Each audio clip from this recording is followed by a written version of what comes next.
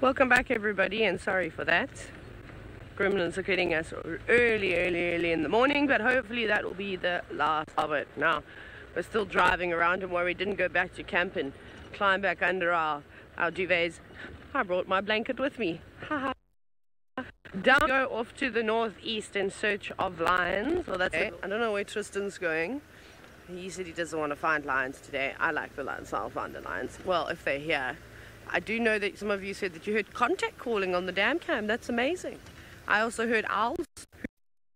My hyenas whooping. I don't know which direction it's drive. I hope that we're okay. So again, I'll just tell all of you. So if the dam cam is facing straight out, you are basically in between north and east. So to the left is north. To the right of the sun this morning, well, where the sun is rising, will be the east. So that means back behind the camera and to the left is west, and back behind the camera and to the right is down to the south. So if you do hear any calls, because that mic's pretty good, I think you might even be able to pick it up which side of the screen. Hey, you should be able to do that easy, and then you can help us like that. Even if you can't remember which one's north, south, just say it's to the left, or to the right, to the right. Because then we can just sort of, go in those directions. So this could go either way. The lions could be up here to the north and to the east, or they could come from the west, because there were some lions down that way, and Arathu's off to the west. But we will just check around here. I haven't seen any tracks just yet. We shall carry on though, searching for all sorts of wonderful creatures. Right, it isn't just myself and Tristan entertaining you again this morning. We have the privilege of Steve.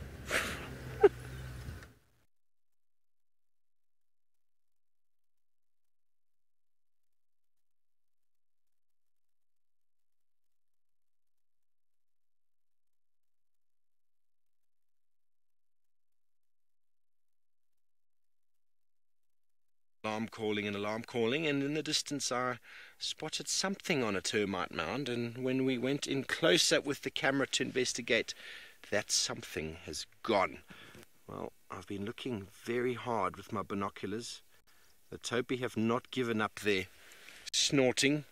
That one's decided that it's not too bothersome, but the rest are still very alert. You can see they've got some very little ones with them. And good morning, everybody. Karibu, my name is Steve, joined by Big James on camera, and we are out in the Mara, and we are having a beautiful morning so far. I'm pretty sure I saw just a little bit of a leopard over there, but it's quite far off. We're going to see if we can come down a bit more, see if there's any more that can be spotted. But once a leopard is spotted, it generally decides to just disappear, and the grass up here is very, very thick and very tall. But these topi have not given up their attentive stares. I'm sure everyone has told you where to send your comments to and your questions. Hashtag SafariLive. Drop them on the YouTube stream. Don't forget the all-important @FC. Excuse me. And keep your questions relevant to the topics. Well, we're going to go a little bit further down. See maybe if we can spot this cat, but it's definitely moved off. Leopards up here are not as relaxed as they are in South Africa. But last time I was here, there was a female leopard hanging around this sort of area. We might be lucky. She maybe was thinking she could snack a little baby wildebeest, a baby topi. Mohammed, I would love to find you a cheetah. We've been putting in a lot of effort for cheetah, and all the people we talk to seem to think the cheetah have gone into Tanzania. Maybe they'll pop back again. I had a long chat with Brent yesterday, and I got a few contact details, and I got added to a couple groups. So now I'm in the know with regards to guiding and the sightings in and around the Mara. So hopefully, if someone does spot one, the information will be broadcast.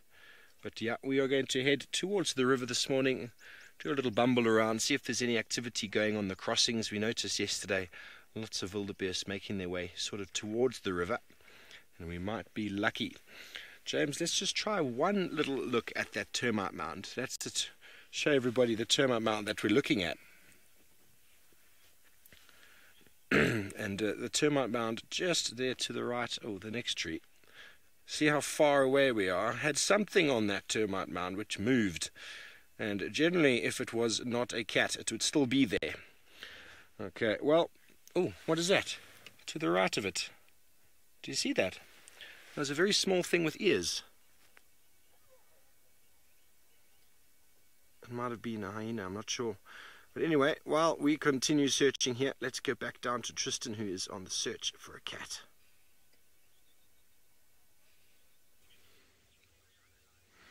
We are looking for Hosana. In the meantime, we found a green shank that is busy running around on the edge of Treehouse Pan. So far, no sign of any Hosana sitting at the dam itself, just this green shank at the moment. But there's lots of chat on the radio about all kinds of things, so hopefully it's going to be a busier morning. Already lots more to follow up on than it was yesterday. But off goes our green shank. It should come back again. You can hear it calling as it goes over. It probably might fly off towards Twin Dams now that we've disturbed it. But I don't see any sign of Hosana. Apparently he was left on the dam wall, so he must have moved. Now I've just got to figure out which way he's actually gone.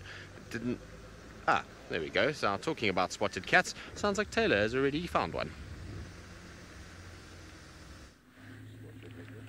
I do have one. I'm also doing an Insta story for the SafariLive Instagram page, so make sure you follow that. I will post that video in a little bit. How cool is this? So we're looking for lions, and I happened to stop on the radio to tell Taxon something, and then here was Tundi. Fantastic. Louise is now reminding me that she's with me and that I found Tundi. So I wonder if this wasn't the culprit as to who was making a lot of noise on the dam cam last night. Now she's on the move. She likes this area a lot, which is actually a bit of a problem because she's going into those horrible drainage lines where even the bushwalk team struggles to keep up with her. And we've also bumped into two hyenas. We saw them earlier. They were coming from the west, actually from the direction of the Aubrey's den. But they did look like two males though. But we will go and investigate around there at some point as well, just to have a little look. Now, I'm scanning ahead of her. I can't see any steenbok or dake or anything like that. And you can see she was kind of listening and looking in the distance. Maybe she's seen something. Nah, she hasn't. Okay, right, let's try catch up to her. Just because it's going to be very difficult to follow. I have to go back. I didn't choose a very good pathway. Yeah! There's going to be much off-roading today. Oh, Tundi, don't go there. Right, 4x4, here we go. We stay in 4x4 too. Let's try catch up to her. What a nice way to start the morning. Hey, everything happens for a reason. Stop for a little chit-chat, you find leopard. She was just sitting on a termite mound, which made it quite easy to spot her.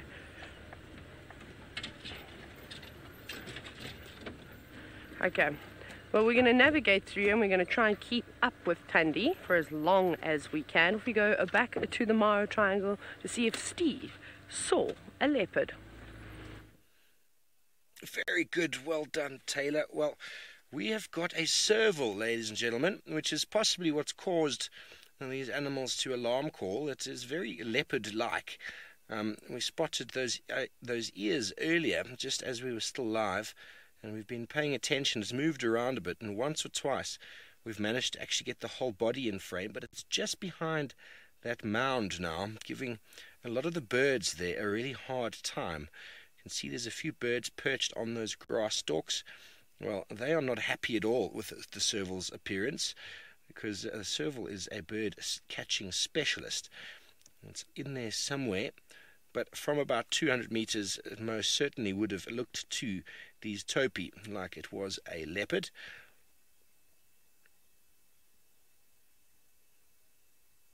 With the spots and stripes, and well, the only difference is it's got enormous ears. Well, it's in there somewhere. It's moved off behind that initial mound. Not sure if we're going to get another view of it from where we are, but we got it. I don't know if any of you managed to see it. It's very special to be able to see serval out here. It's not something we get to see much down south. I know I've had tracks once or twice, but to see them in the wild. It's really, really awesome. One more look. Cool breeze. Well, servals are, I wouldn't say rare. I mean, they're rare in certain places due to other predators and that sort of thing. But in the right habitat, like this, lots of ground nesting birds, open plains, they can be quite regarded as quite common. So, sorry about the smoke. So, I know I've seen a couple here before. In sort of the open areas in the Kruger Park, places I've worked before, we used to see them quite regularly. So it's all about habitat.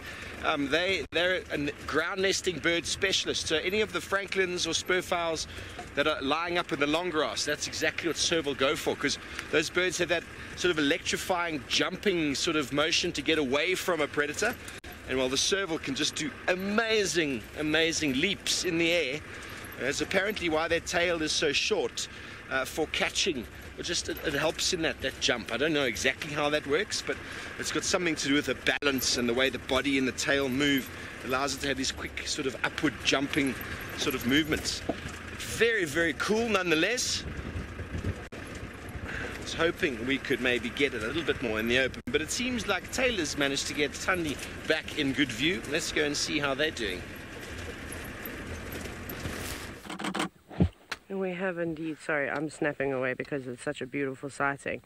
And it's not often you get Tundi standing or sitting nice and still. Normally she's then snarling at you. But anyway, she's definitely hunting. She's keen for something to eat. She's looking though. She's not thin. I mean, I don't think she's caught anything since we last saw her. So this is actually really, really, really quite cool. So she's just on the move. Looking to flush out any Steenbok and Dacre, I think, is what she's predominantly going after at the moment. But we were chatting about how that's kind of not enough for her and Tlalamba. It means that she only gets an opportunity to feed once every little while. Now, I'm going to take one picture just because there's some friends on that car, and I'm sure they would appreciate a picture of themselves with the leopards, wouldn't you? So I'm going to take one, and sorry everybody, I just think that's really cool to have a leopard walking past everyone on safari. Look how close she goes to the car. There we go. That's perfect. They'll be very chuffed with that. A little memory that the guests can all take home. They're all sitting behind their cameras taking pictures, but they can take home something that just reminds them how close they actually were to a wild leopard out in a game reserve. There they go. That was cool. You saw Tundi took a little bit of a wide berth as she approached the vehicle. That's normal.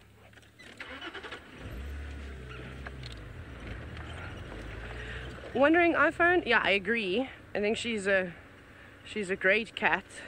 Just gonna pull off the road just slightly. She's just paused here just for a moment. Oh, no, she's going. Sorry, I've now driven over some small little stumpies, not small little twigs. She was going to stop and pose, so I just wanted to make sure they got a chance. Okay, so she's going, she's basically just doing loops now. Just roll down here. She's come around, she's going to cut down into the drainage line, which is going to be very difficult to try and follow her. But first, why not pose on a tree? Because hey, I mean, if you can do that and use that as a vantage point, that's perfect. In my eyes. Okay, this is going to be the tricky part. We'll just watch her as she walks around. She does what any other leopard will do. She wants to obviously have the best opportunity of finding something to eat. And that would require her to hug the drainage line. It's a beautiful area here. But let's keep our fingers crossed. Maybe a little Dacre or a Steenbok presents itself before she gets too deep into that sort of thicket area. With all the, and there's lots of drainage lines, there's not just one there, they all sort of intertwine. Look how upset she is now. The birds are all starting to alarm. But she's kind of just saying, I'm not going after you, leave me alone. Must be frustrating for them. They definitely are agitated when they get spotted, when they're trying to sneak away. Well, we're going to do our absolute best to keep up with Tundi. Let's go see where Tristan is and if he's found any more tracks. Well, good luck, Taylor.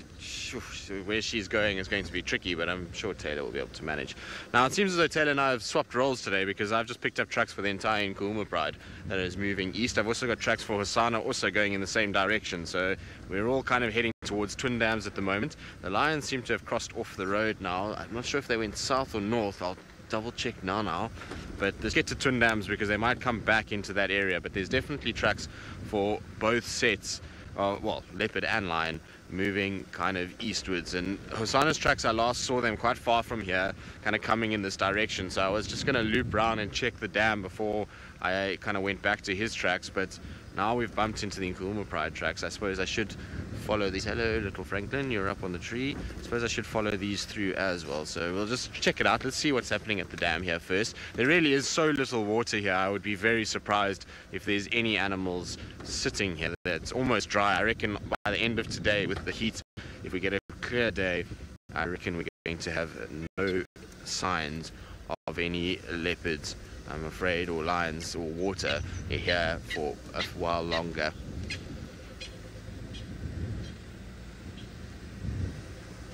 Yes, it is shaping up to be a kitty cat day, although it looks like the lion tracks potentially have gone southwards, because I don't see them here at Twin Dams at all. The tracks or the lions, that is. Also no sign of any leopard either. Is he sitting on his mound? No, he's not on his mound. So he likes this termite mound behind us. But there's definitely no tracks for lions coming up onto this side. Now, I believe we've once again got issues with our stream, so we're going to just go quickly to our tech loop and we'll see you all fairly shortly.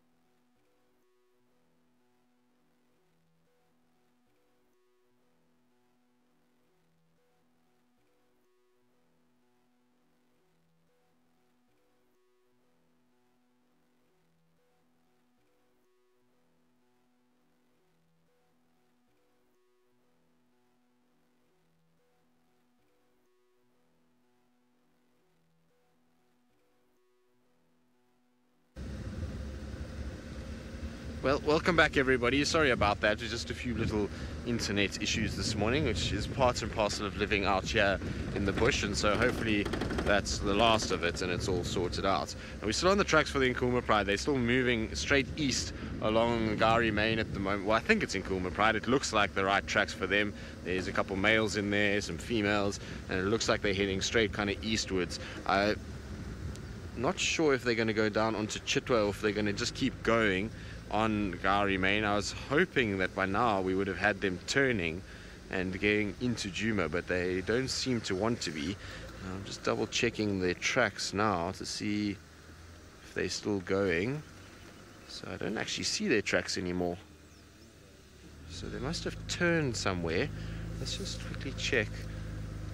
There's a very, very fresh poo on the road that is still kind of glistening in the morning sun. So that hasn't dried out at all, which means that maybe these guys have now crossed onto our side, or they've gone southwards. I'm not quite sure yet.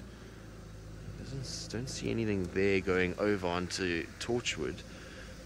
It's right in the southeastern corner now of what's going on. Sometimes they lie on this fire break area. I'm trying to listen to the guys in the east and see if they've picked up anything, but the radio is just so poor I can't hear anything. And there's a lot of hippo tracks there. Maybe they turned up this way and walked towards Cheetah Cutline and into Torchwood. They could have done that. Let's just double check.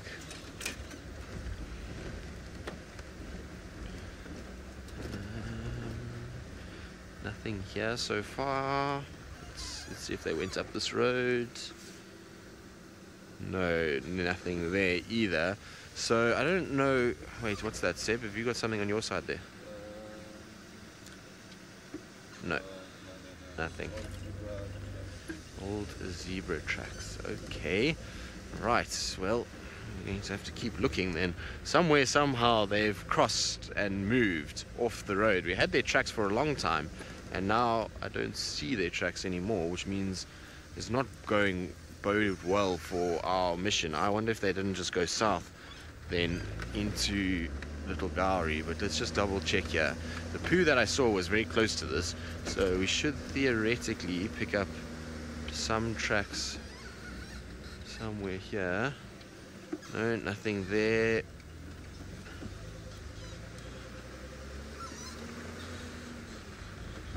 Right, now I'm going to search around and see. Now their tracks are here, so we're going to just double check where they've gone from here, and while I do that, I'm going to send you off to Steve, who's searching around on the plains of the Mara, and I wonder if he's also looking for some tawny cats. Very much, Tristan. Good luck with your lion search. Well, we've just waded through lots and lots of wildebeest, and we are sorry for the communication or the streaming issues.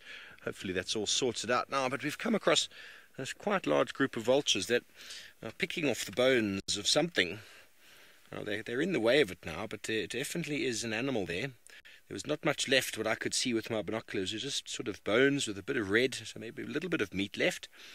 And the activity of the vultures indicates that whatever it was, there's not too much left. And only the powerful beaks or the hungry will be able to pick off anything. There's no fighting, there's no real competition happening. So by the state of the bones that we saw, maybe it was a kill, maybe it was just a poor, unfortunate animal that... Oh, I wonder if you can hear that. Those vultures are making a very loud hissing sound every now and again.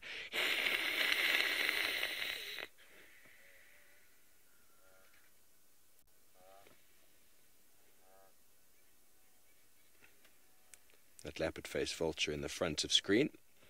Strong beak, able to really access those elements of the carcass that others aren't really able to. The wildebeest moving off in the background. We see still more there. Carcass seems to have moved or been torn to pieces because there's more vultures over there. Morning, Carla. Well, the biggest of the vultures there, well, that is a Ruppel's vulture right there, both of those. Ruppel's vultures.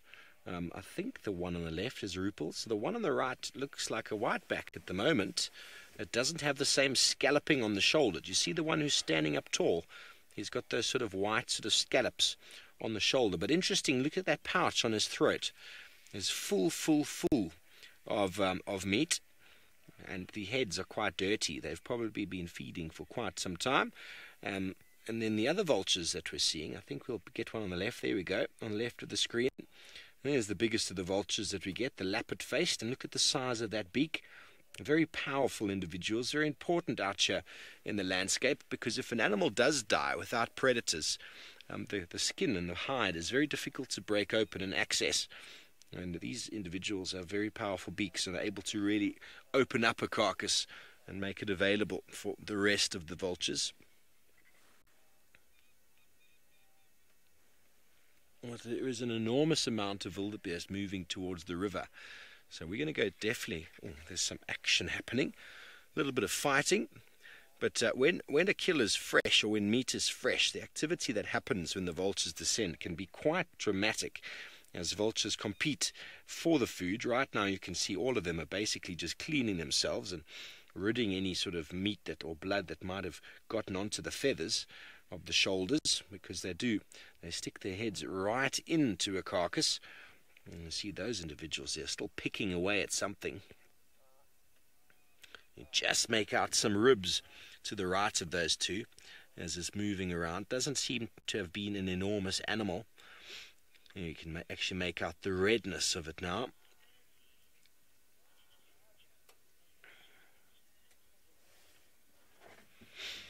Snazzy, invariably vultures have got larger wingspans than eagles, because vultures' whole objective is to get up into the sky without much in the way of effort.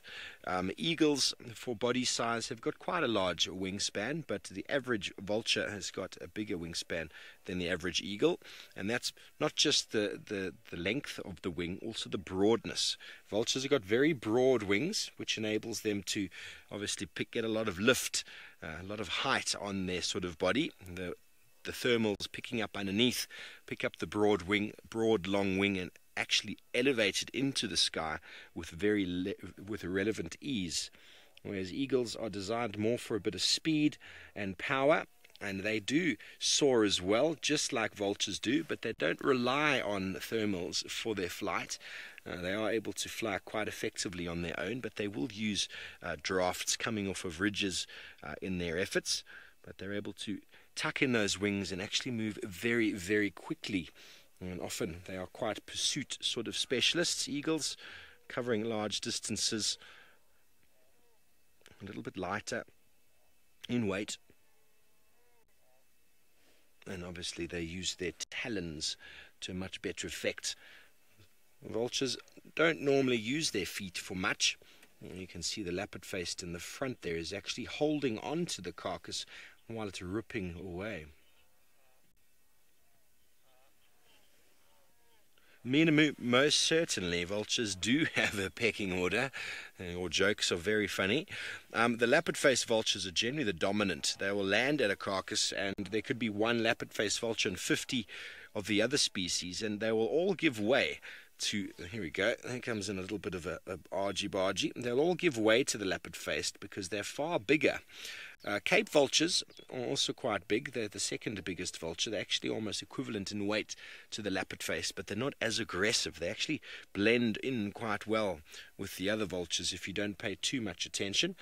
And then you get all the others, it's all about attitude, really. They'll come in and just dominate. The hooded vultures, being the smallest of the lot, well, they are able to access meat and food on carcasses when predators are still around, which gives them added advantage, because all of these vultures need a little bit of a run-up to get up and to elevate themselves. They're not able to fly just off the ground, so if their predators in attendance, these vultures are at a massive risk of being eaten themselves, whereas a hooded vulture, much smaller weight, is able to basically jump off the ground, similar to the way an eagle would, or a kite, something that has been on the ground, just jump away, so evade a predator that was maybe trying to eat it, whereas these individuals, well, they need a landing strip, a runway to take off. It makes their lift-offs very, very awkward indeed. But it's clear that the action here has really died down. If we were new to the scene, it would have been really, really loud and really messy, and then you would have certainly seen the action and the pecking order, how they go at it. But they're able to gorge enormous amounts really quickly. Here we go, a couple of them flying off, and they get about 1 kilogram into their crop before they go back off to the nest to take it to their chicks or to their lover. Anyway, let's go back down to Taylor, who is with a predator of her own.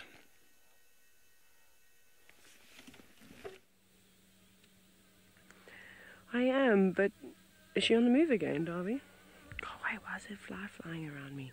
I don't think you'll be able to see her. Let me just quickly check. Darby, hang on. You see there's that... Okay, let me quickly find where exactly that is. Okay, if you go to the left a little bit, if you look on the monitor quickly, in there. I'm just showing, yeah.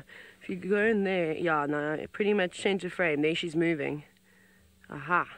She's been sitting in there for about 10 minutes, just not moving, doing anything. Unfortunately, it's very difficult to try and follow Tandy. And now, of course, you've gone and done that. Of course, I'm not even surprised. She's now crossed the drainage line that's virtually impossible to cross. Sure, this cat. So she's hungry. She's now moving back up into a better area. I don't know if I can cross here, Darby. Let me quickly check. This cat is a nightmare to follow. She's too good at leoparding. See, look what we have to go through. Are you good?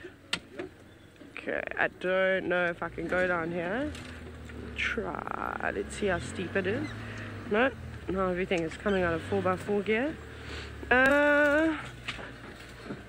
Well, I mean, it's steep, but we'll try. I'm going to send you to Tristan to see what's happening on his side while we try and make it through this drainage line.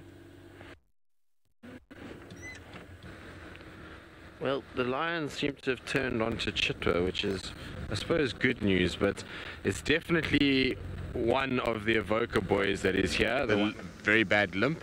He is in this particular area, and I'll show you why now. I'm hoping I can find his track for you so you can actually see it.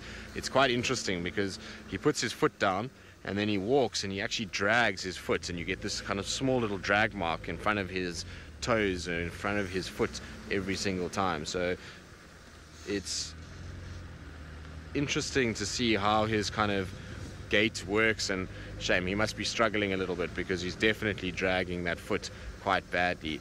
I just want to see if I can find where he actually crossed over. Quite tricky to see the tracks this morning. It shouldn't be. I mean, the Pride of Lions leaves behind normally very large tracks, and quite easy to have seen them most of the way. And then we've just gotten to here, and it's kind of tricky to actually see them. So I'm just going to try and get around and double check what's going on that side. But there was definitely tracks for more than just one male lion here. It seems like a portion of the Nkuhuma Pride too.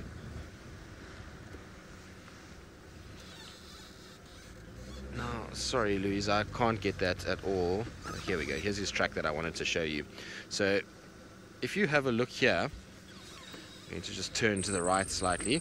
You're going to see that there's a track that's going up, and we'll get into the question now, Lou, but this is probably the best one. So you see there at the back is his foot, and then there is the drag from him limping. So you can very clearly see it where he's kind of got an injury and he's dragging his foot and going forward. And if you look up the road, you'll just see these little lines all over the place. So every time he puts that foot down, there's the next one. There's another line there. And so there's a leopard right here too. So we just heard a leopard sawing right now as well. Yeah, go ahead, Ari.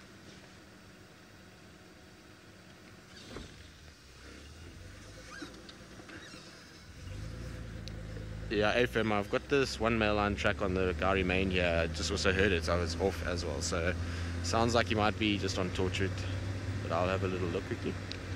So there's a leopard right here that's just sawed right next to us. So I don't know where he is, but we just got to keep our eyes peeled. Where is he? He's right here somewhere. There's an impala there. Yeah, he sounded like he might be behind us a little bit. Oh, it's all happening this morning from nothing last week. yesterday, to everything today. So let's just try and check what's going on here. That waterbuck is very relaxed.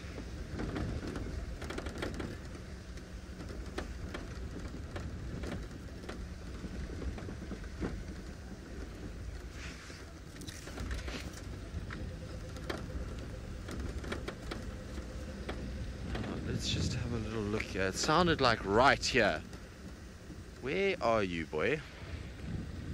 Tingana would be my best as to who this may be.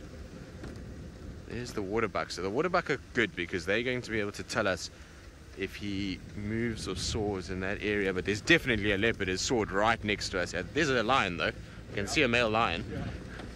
I've just spotted a male lion. Yeah, guys, I've located this male lion. I don't know if you can see him, Murray. He's right in front of me, and that leopard soared somewhere from here too. So, yeah, just keep a lookout. So here's one of the evoker boys right here. But I don't know where the leopard is. The leopard soared from right here as well, which is crazy. I'm just gonna, if you can see where my vehicle is, he's just off to my right side, Peter and Murray. He's just lying here at the moment. I don't know where the leopard soared from. The leopard was right here as well, somewhere. I'm sure that's why this lion's got his head up. So, there we go. Hello, boy. Where's the rest of the lions that you were with? You were not on your own earlier. So there must be other lions, and there's definitely a leopard right here as well. When we were sitting back there just now, I thought I saw this lion, and I was like, maybe it's him, and then I was like, no, it must be a stump. It can't be the lion. His tracks carry on. And then definitely now he's looking around, and that leopard, like I say, soared right here. So there is a leopard very, very, very close to this male at the moment. Now, these are beautiful, these evoker boys. They are really very good looking lions. You can actually see the steam of his breath coming out when he's breathing. It's a little bit chilly this morning, and with the sun, can you see it there? Isn't that beautiful? And you can kind of just see him kind of breathing as he goes. Now, he's looking around. Now, I'm pretty sure if this leopard comes out, this lion will chase it. So we just need to listen again. Maybe we'll get lucky with that leopard calling again, and we'll be able to find him. But somewhere right here is another animal as well. Pretty epic, if you ask me. Now, I can hear that there's some Franklin's also alarm calling, so there must be something else as well. Now, I'll need to let the guys know that I've managed to find this lion on our channel. I was on the Eastern channel because we were tracking into Chitwa. So I'm going to try and just get hold of Tax and Aubrey because I know that they're looking for a male lion. So I'll let them know shortly too. Yeah, Tax coming. Yeah, sorry, Tax. We were tracking in Kumas. They went on to Chitwa, but I've located one of the evoker males here on Cheetah Cut Line. Just north of Gari Main. There's also a male leopard soaring right here. I just can't see him. But yeah, you can make your way if you'd like to. Right, now while we figure out what's going on and sort everybody out, because there's both sides are calling me at once, let's send you across to Taylor and Tandi and see what she's been up to since we last saw her. Well, we were just making sure we give Tandi a whole bunch of room today. And we've let her go up ahead. She's now walking on the road. I kind of want her to stay on the road. So I think if we just give her a whole bunch of room, she'll be okay, and she'll maybe stick to it. I think when she picks up on something though, she'll veer off and try and catch it. But at least we managed to find her. So we crossed the drainage line, obviously, which was quite good. And now we'll just really just follow slowly behind her and hope that she doesn't go down into drainage lines again. We do a lot of walking around here, so we know how thick it is. No, time to come back. Don't go there. She's gone. Just serpentine down this pathway. Off she walks. Now I'm trying to think where she's going to pop out, because if she carries on going down there, it's not great for us. Try and get a view. We'll keep on keeping on. Where's the tiny little baby footprints? Oh, there's also a male leopard that was walking here the other day. I can't even see her tracks. She's walking so gently. It's like she's tiptoeing. Okay. Where'd you go, Tandy? Where did you go? Wow, that's very exciting. We'll have one last look at Tandy as she slowly disappears into the background. But Steve has got something in the Mara that I have never ever seen in my life. How very special is this, ladies and gentlemen? We spotted these from the distance and I thought, oh, marabou stalks, let's go have a look. But look at them, they look a little bit different. Although they could still be marabou stalks. Only thing is, then we spotted them walking over towards an adult, and they've been since begging and begging and begging from the adult. And the adult is a little bit towards the right, and I wonder if you'll all be able to, I'm sure, you'll all be able to identify it as soon as you see it. It's the first time I've ever seen saddle-built stork chicks. They have come out of the nest, they are walking around. That is the male saddle-built stork.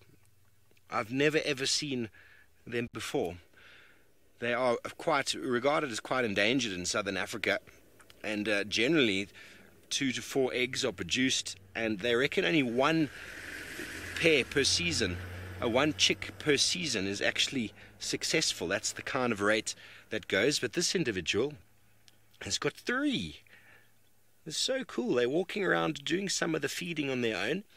The nesting period is not very well known for these birds. They reckon anywhere from 40 to 100 days on the nest.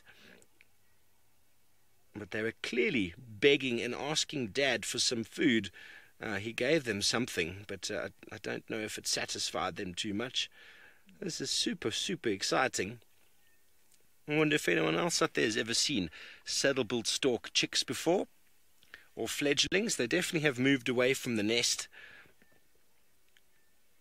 And now maybe they're going to go back to Dad and go beg some more. He's busy doing some fishing in and around. Well, Taylor says she's never seen them before. Well, there we go. They're practicing the one-legged stand with the Dufasa waterbuck walking behind. The photo bombing, as you do.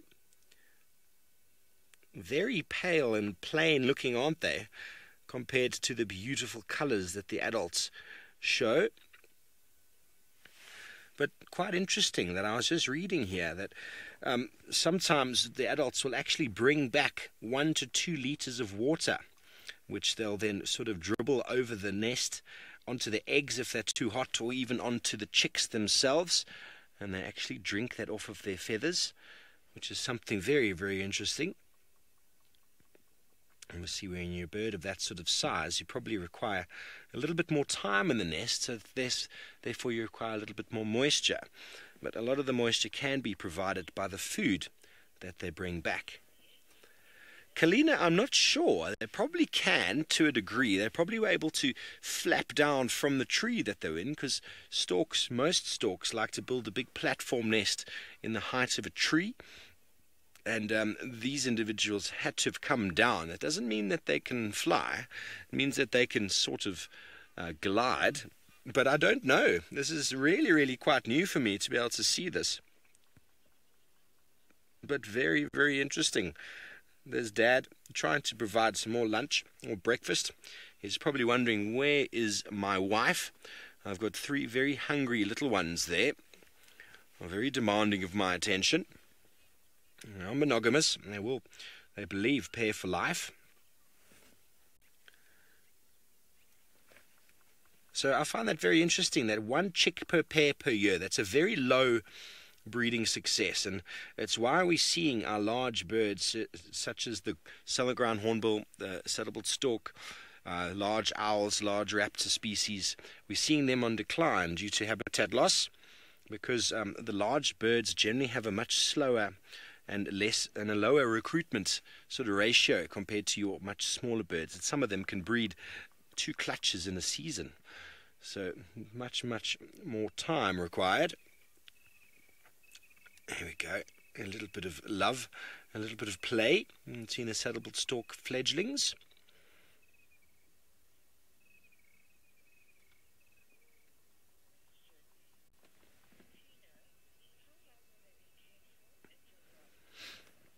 Tina, that's a really good question. There's not really much known about it. I mean, once they leave the nest, they're now pretty much able to start feeding and fending for themselves.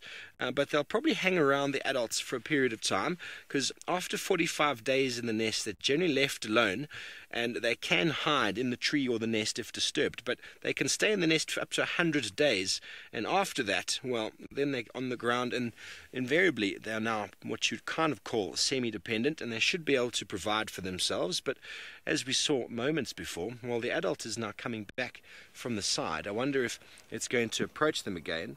And if it does, are they going to beg him some more for some more food?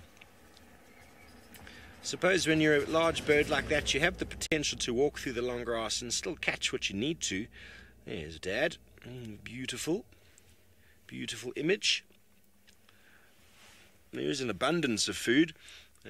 Just perched very closely to a small watercourse, although they are standing very idle in the middle of this open plain. There we go. We've got something. Okay, and Dad has decided he's going to fly away. Let's see if the youngsters follow suit, or if their tawny or their dab coloration is what they use for detecting or being undetected. They didn't even flinch at Dad's flight. He's probably going off to go and find Mum and say, come back, it's your turn to look after the little ones. Let's see, seems as if they are able to fend for themselves, but they're staying together as a group. Hi guys, I watch you every day. We just had a viewer shout at me, tell us how wonderful the show is, and they watch us every day. I'm not sure if you picked it up on the mic, but you might have if you heard someone shouting at us. And that is exactly what happened. She said, I love you guys. Oh, here we go. Let's watch them. Let's watch them. Yes, they are flying. Here we go. Beautiful. A little bit of an awkward jump, but there we go. That answers your question. They can indeed fly, and they have just given us a flyby. Over the road they go, and the three of them seem to enjoy each other's company.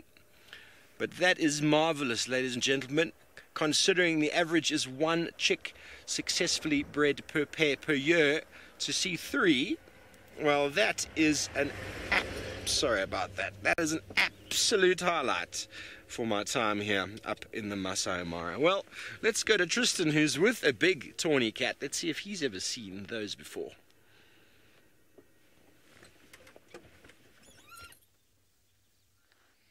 I have seen saddle-billed chicks before, but not very small ones, so only rather large individuals that have been left by the adults to fend for themselves, but not tiny ones. So I'm not sure how small those ones are, but very cool if they are tiny chicks. That's quite special. Anyway, we're still sitting with the Avoca boys at the moment. He's very kind of alert. He's looking around in all directions at the moment, and I wonder what he's kind of thinking. He must have heard that leopard saw, much like we did, right here next to him, so I'm pretty sure that's kind of going through his mind, and he's checking out. He's watching the waterbuck at the moment. That's what he's looking at towards the east. The waterbuck are walking right there, so we know that the leopard is not that side, because otherwise we would have heard those waterbuck complain if they saw a leopard. So the leopard must be on the Djuma side of the cut line, and I can't see anything. I mean, we haven't heard another saw from him, but I also can't see anything. I'm 90% sure it's Tingana that was sawing and is just moving around.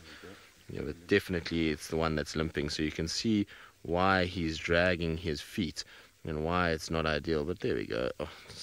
While it's still sore, you can see that he is putting a bit of weight on it and a bit of pressure on it, and so that's at least good news, and he is being able to move with it. Now I wonder what maybe if he's heard something, because he's kind of moving off to the direction where I think that leopard saw came from, is straight across that way, and so maybe he's figured out something and is going to walk that area, or he's just going to walk along the road itself, and that will be a little bit easier. But you can see, even though he's limping, once he gets moving a little bit more, there's at least a little bit more kind of pressure being put on it, and eventually he'll come right.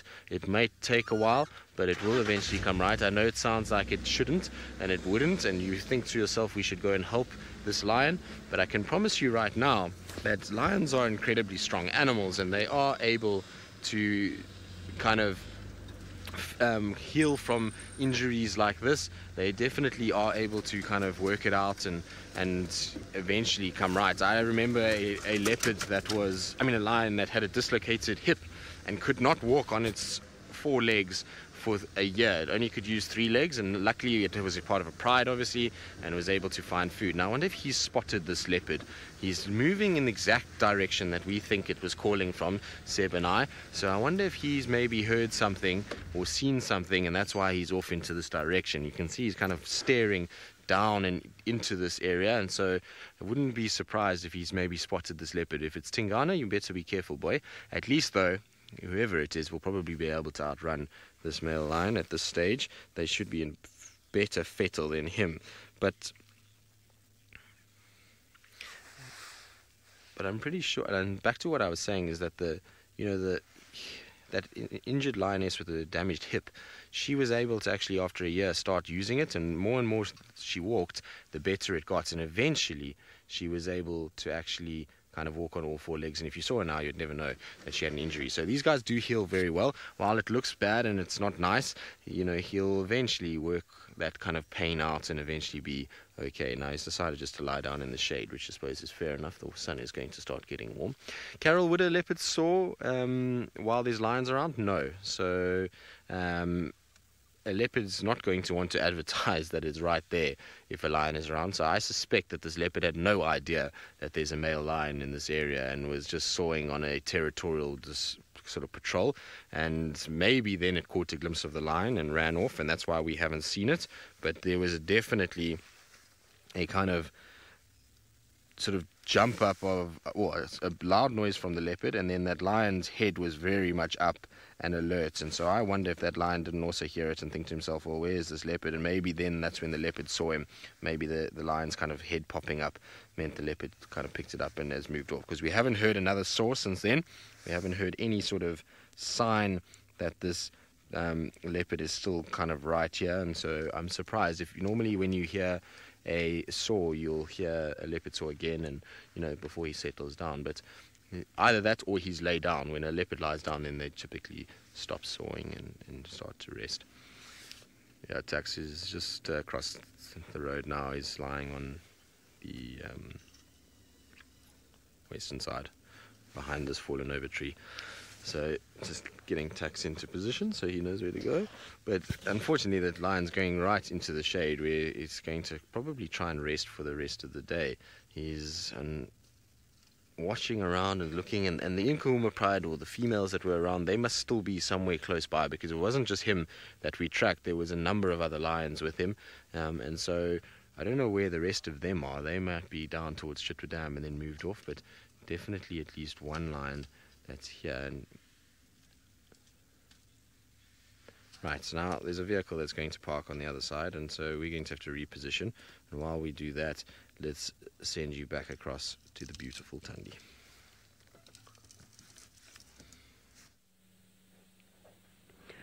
Right, well, she's led us through, I cannot tell you how dense the terrain is here. It's a nightmare. Man, I got slapped so hard across the face by a branch. It was crazy, but anyways, you might struggle to see Thandi, but she is actually there. She's pretending to be a log this morning. She's doing the upward facing stump yoga pose. As you can see, she's doing a very, very good job. She gets 10 out of 10.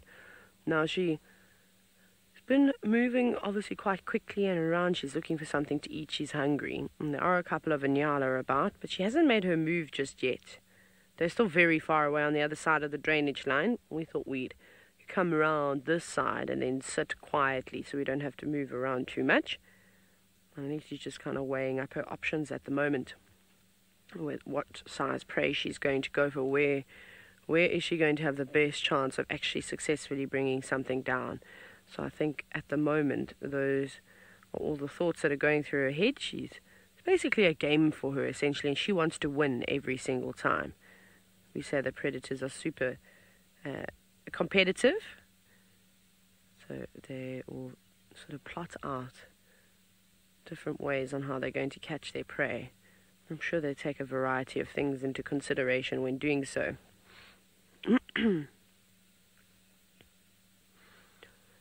Yes, Treaty Kid, I've run around a whole bunch. If she turns around and goes back to the west or to the north, I'm out. I can't go back through that drainage line and be whacked across the face again. That was one too many times. that have been hit in the face by a branch. Darby even had to get out of the car, and he like tried to bend it back, and then another one got us. It was a nightmare. So we won't be going through that again, and so then we'll just let her carry on in peace. But like I said, I think it's so important when you are following these leopards. We're really lucky because it's just us, so we can control the movements.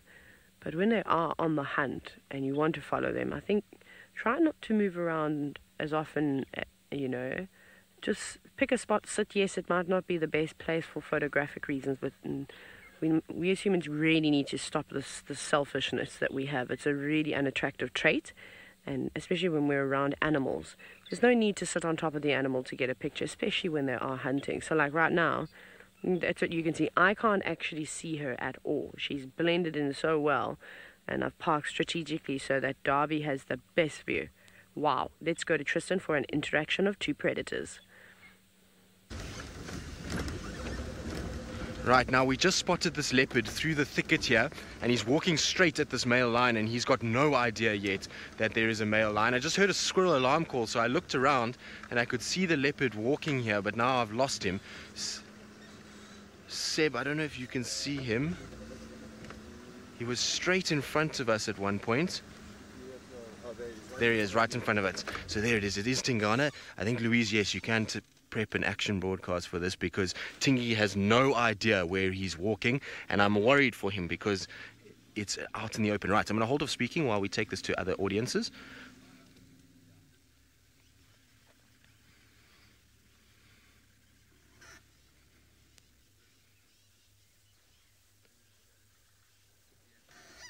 Well, good morning, everybody, and welcome to sunny South Africa. It is an epic morning. We have a male leopard that is on the move. He's walking straight north, but what he doesn't know is that there's a male lion lying in wait right in front of him. It really is going to be quite tight to see what happens. You'll see there's another vehicle there.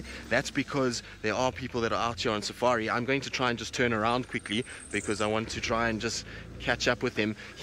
I'm hoping he spots that lion before he actually gets anywhere near it, because he's going to have a bit of a problem if he doesn't. The lion is lying literally right above him here in the little thicket to the right of where he is, and so he's going to have to be very careful. This is our big dominant male leopard that we've got in this area. He's called Tingana, and he's on a territorial patrol. I heard him sawing just now, and now he's just kind of slowly ambling north. The lion is right here. He's going to have to be very careful here.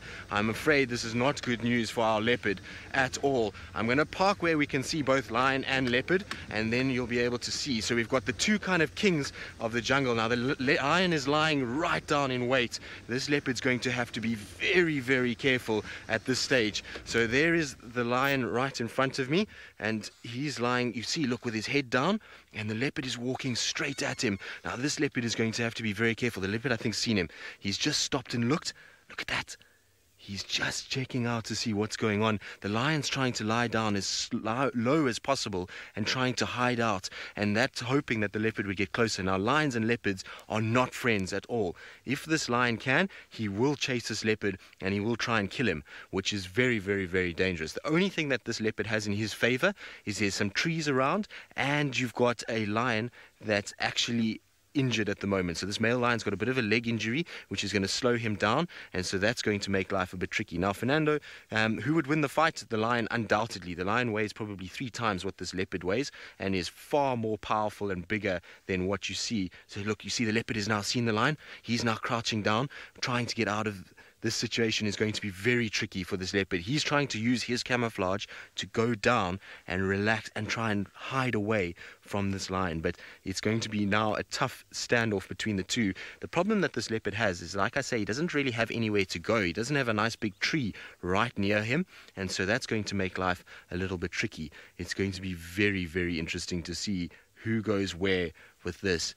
Now, I forgot to sort of mention who I am. My name is Tristan, and on camera I've got Sebastian bringing you these lovely visuals this morning, and we are in a bit of a tense standoff between these two. You can see the lion is now looking towards the leopard as well, trying to kind of figure out what's going on. Now, I was going to try and move and just reposition ourselves slightly so we had a bit of a better kind of view, but I don't want to move now because, we want to allow both animals the best possible chance to kind of get out or move in the way that they would.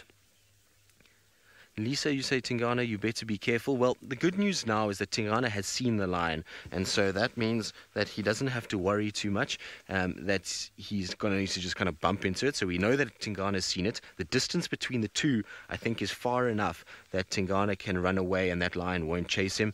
I also think with this lion's injury that potentially he's not going to go after this male leopard. I think this male leopard is going to have to run for sure, and the lion might give a brief chase, but I don't think this lion will outrun this leopard in the condition that he's in, and I think this leopard might be lucky that he spotted him when he did. If he had walked any further, I think he would have been in a lot of trouble. But it's epic to see two of Africa's big cats having a face-to-face standoff. It is not every day that you see male leopard, male lion in the exact same place, kind of staring each other down.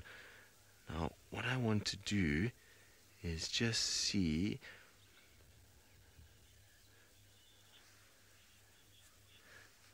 Mita, it is a nerve-wracking situation. It's not nice to have one of our leopards kind of walk into lions. I'm a huge leopard. There he is. He's running.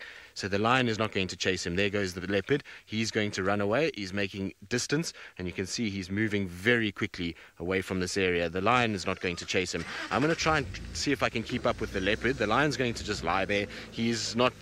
If he hasn't chased already, then that's it. He's not going to chase anymore. So we're going to try and see if we can keep up with Tingana. Well done, Tingana, though. He made a dash for it. As the lion just slightly looked away, he ran off.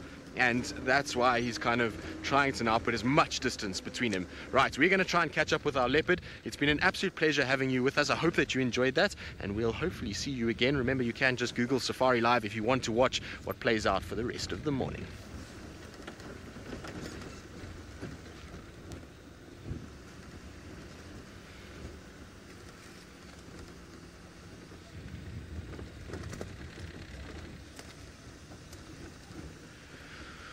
Whew, that was close, wasn't it, everybody?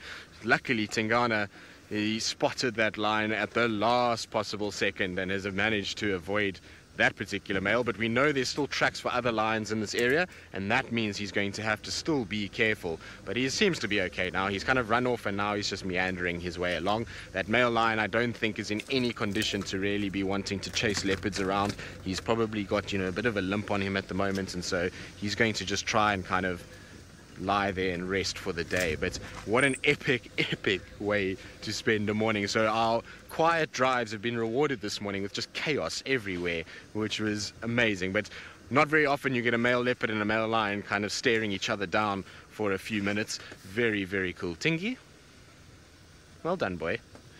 Must admit, I don't like it when I see leopards walking towards lions. It always worries me because there's been many a leopard that has been taken by lions in its time. But he's going to just stop and just check over his shoulder, make sure that there's no lion that is following him at the moment. And then he's going to kind of carry on and probably move quite far from here. I doubt he's going to lie down now in this area. I think he's going to try and kind of move as far as he can and try and kind of get out of here. Shoo! Breathe again a little bit. It was a bit kind of tense there for a second, wasn't it? Well done, Tingy, though. You're all right.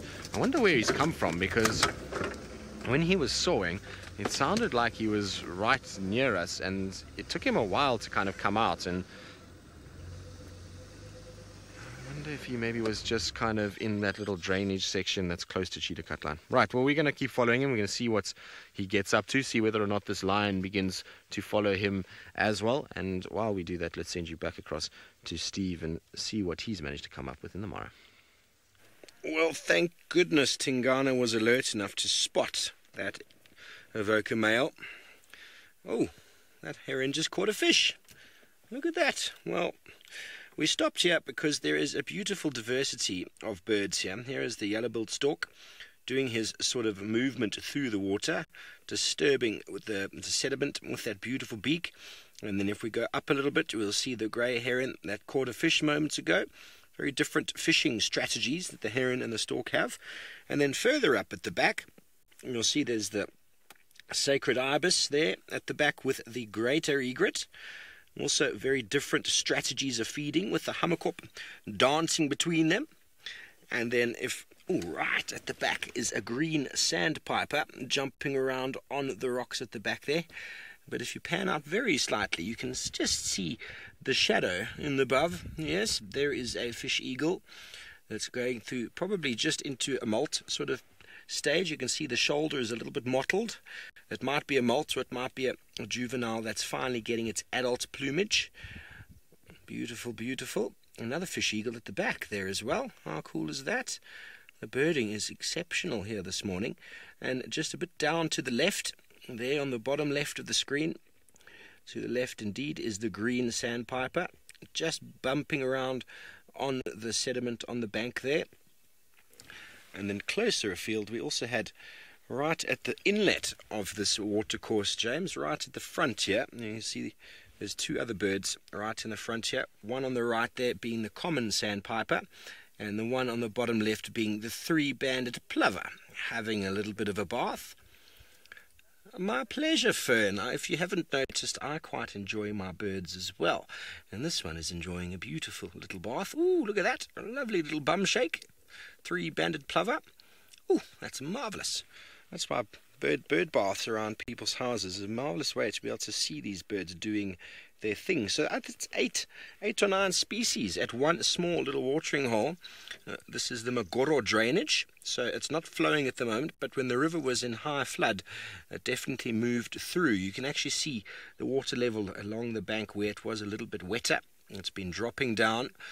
And that is what happens when these water levels, sort of parts of a dam or parts of a river are cut off from the rest, is you get a number of species that might have moved in there that are then cut off from migrating out, and well, they are then just easy pickings for all of these birds. You can see how they have the different strategies there.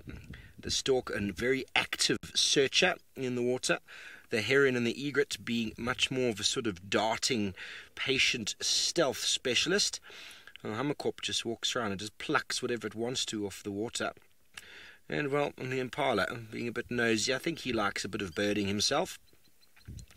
He's coming right in to see what's going on. And the fish eagles, well, they're probably hoping to capture something from any one of the birds that have caught any of the... If a fish gets caught, maybe the fish eagle will take advantage. Mrs. Lapwing, my absolute pleasure. We're going to be on a bumble today. There's the three-banded plover, and there's the common sandpiper. You see him on in the top left of screen with that typical bum shake that they have.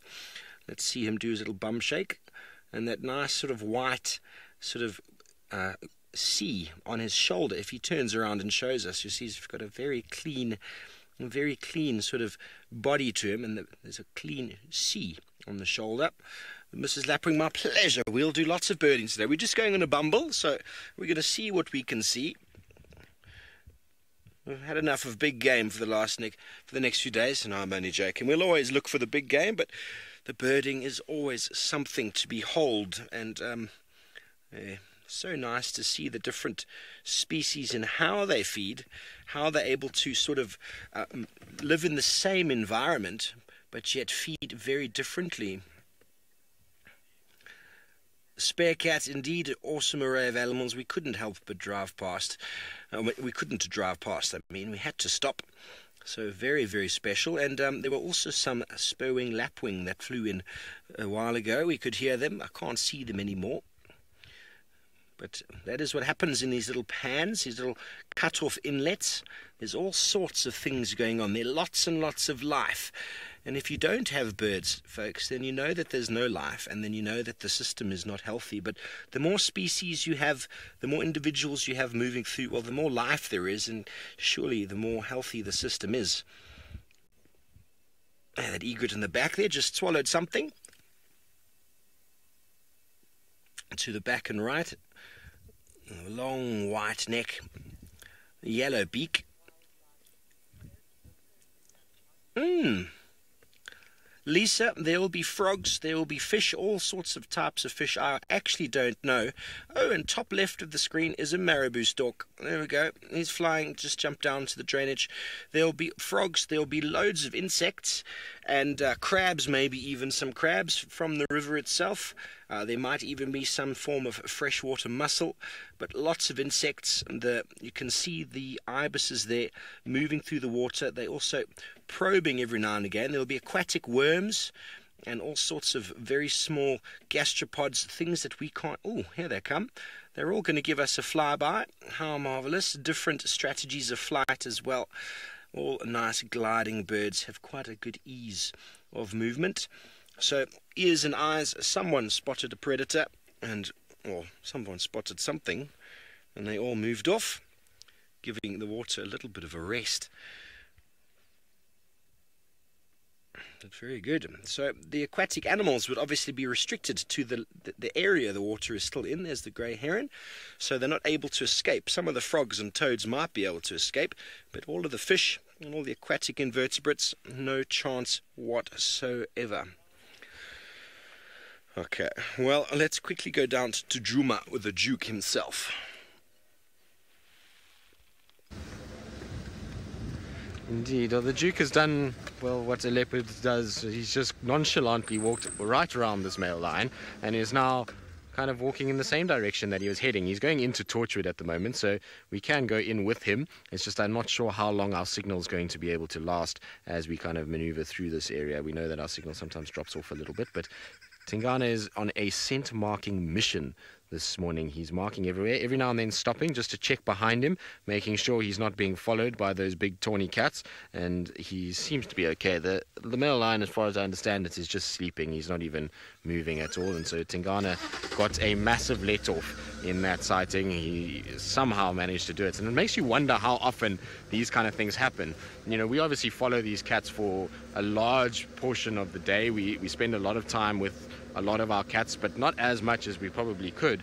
And you know, you think to yourself, there's a lot of lions, a lot of other predators out here, and so they must bump into lions a lot more regularly than even we realize. Now I'm hoping he's going to go up onto this mound and lie down here. He doesn't look like he's in that kind of a mood to be lying down. He looks like he's in more of a mood to be active and to be scent marking, but you never know with Tingana. Are you going to come to this mound, or are you going to just walk past us? Look at this though, this is so cool. I love when leopards walk past us. Seb and I were actually talking about it just now. It's really so epic. When a leopard walks right past you, there's a very, very few things that will kind of feel as good. So you can see he's just going to come right past me. So I'm going to just try and kind of get out of his way a little bit. Sorry, Tingana. I don't know why Rusty won't hold in gear this morning. But there we go. So he's kind of just ambling past, sun rising in the background. Isn't that just awesome? I think it's absolutely spectacular. He's on a mission though. He's kind of noses down every now and then. He really is kind of looking around quite a bit. Sorry, what was the name there, Louise? Sorry, I didn't catch that. There's a vehicle right behind me that's also making noise. Bright nights. Yes, Tingana is looking like an absolute beast this morning. He's in full leopard beast mode, and he's doing his thing, scent marking and stamping his authority as the dominant male. And I'm glad that he's doing this, because he needs to. There's a lot of other leopards that have been around of late, and that means that he's unfortunately had to compete.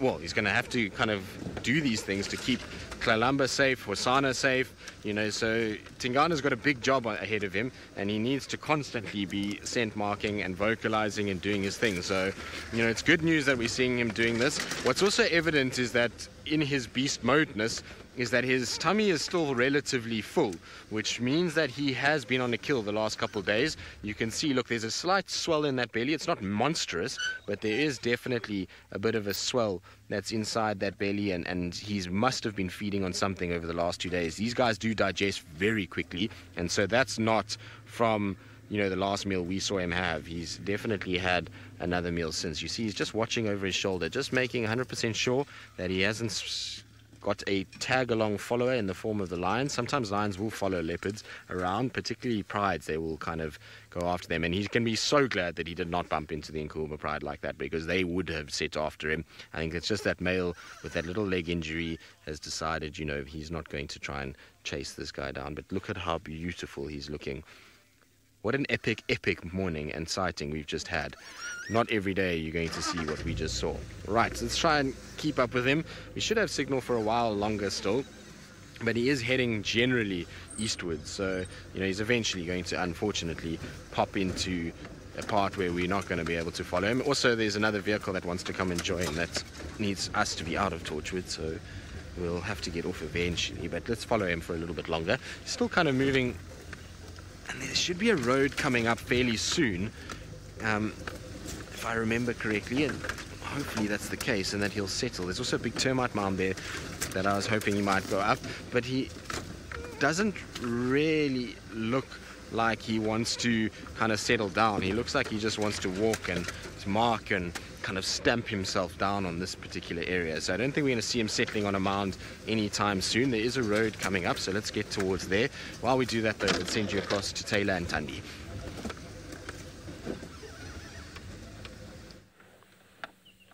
Well, we don't have Thandi anymore. We haven't had her for quite some time. She's gone down into one of the drainage lines, presumably hoping to eat one of those Inyala, but she's still quite a way off. She was quite a distance away from those animals, so I think she's most likely slowly stalking towards him, but we can't really move the car right now, because if we start the car, the Inyala are going to start looking around, and that is the last thing that we do. There's our shadows. Hello, you can see us. There we are. I like the shadows that we create, we cast. So we're basically just going to sit here for the entire morning until Thandi catches one of these Inyala. We're not going to move, we're not going to do anything, because I think that's what she's kind of going after, which will be exciting, and we want her to have the best possible chance of catching something without us ruining it for her. Oh, Inyala doing a big jump. It's quite a steep incline. I feel like she has missed her opportunity though. She would have had a better chance of going and trying to catch them while they were in that drainage line. Now they're moving up into the open area where, well, she'll have less things to hide behind. She had the advantage earlier, but that's all. And here a brown-hooded kingfisher in the background, as well as a black-headed oriole. Thandi, I feel like you missed your chance now. I don't know if there's any more Inyala in that drainage line. She might even decide to just plonk down there.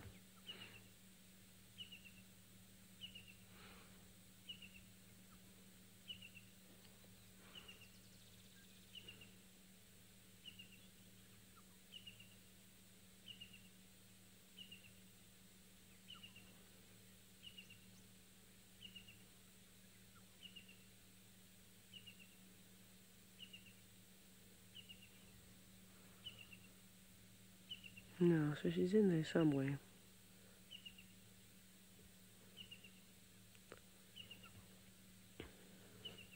We're pretty much just going to sit here and hope that she catches something. It seems as though Tristan has managed to navigate through the thickets and has got another view of a Tingana.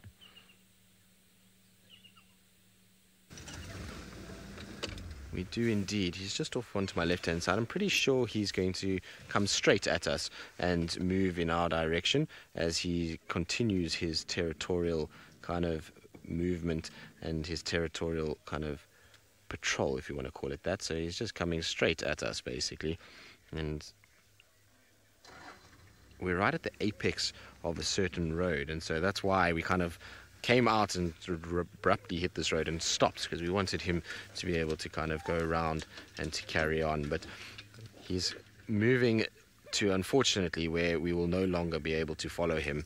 As you go around this bend is where we lose signal on Torchwood, so we're just going to watch him kind of walk off, and then we're going to unfortunately have to leave him and let him carry on his morning patrol, and we'll have to get an update from Tax and the rest of the guys where he goes and what he actually gets up to. But I would imagine he's on his way to Torchwood Dam, and I wouldn't be surprised that by this afternoon or tomorrow morning we find his tracks coming out at Hippo Pools area and going towards Buffels Hook Dam. That's probably what we're going to see. But for him, he's unfortunately going to head to where we can no longer see him. Like I say, we will get one last view as he goes, but that bend that he's going to round shortly is unfortunately where our journey with Tingana this morning stops. But epic sighting from many respects. I mean, the fact that we heard him sawing, spotted the male lion, him approaching that lion, absolutely awesome. So we really did get very lucky this morning, and like we all said, he's looking in magnificent form, isn't he? He's really kind of, it's hard to think that, 8 months ago he was almost looked as though he was on his last day, and he's skinny and thin and frail. And when you see him walking down the road like that with such a big, bulky nature, you realize just how far he's come back and how good it is to have a big dominant male leopard like that. Right, now he's off down the road. Like I say, unfortunately that's where we're going to leave him. But while he disappears down the road, let's send you back across to Steve, who's with, well, a scavenger that we don't see here all that often. Thanks very much. Good luck keeping up with the Duke. He's going into one of those low signal areas. Well, unfortunately, but we have found not one, but a small family of jackals, and I know there's a number of you out there that are going to be quite excited that we have got more, a little bit more left, James, next termite mound. There we go. There were at least 3 little ones hanging around on that mound a moment ago. So it's possible there might be a den nearby. We are on our way down towards one of the main crossings, a crossing where we saw a really cool sighting. Oh, there we go, there's 2 in frame. Saw a cool sighting of zebras crossing the other day. It looks to be the adult on the right, and the other adult was the one we first had in shot, and then a couple youngsters. So they are lying up. They've probably been up and about most of the evening, running around, doing what jackals do, and now they are having a little bit of a breather. You can see the wind is blowing. It's not very, very strong this morning. The balloons, in fact, landed much earlier than they normally do due to lack of breeze. But it's actually picked up slightly more than it was about half an hour ago.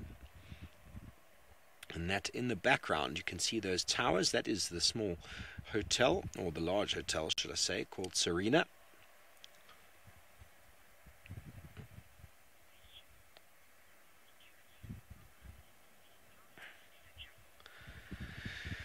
Wow, proud cat mama, that's a question I've never been asked before.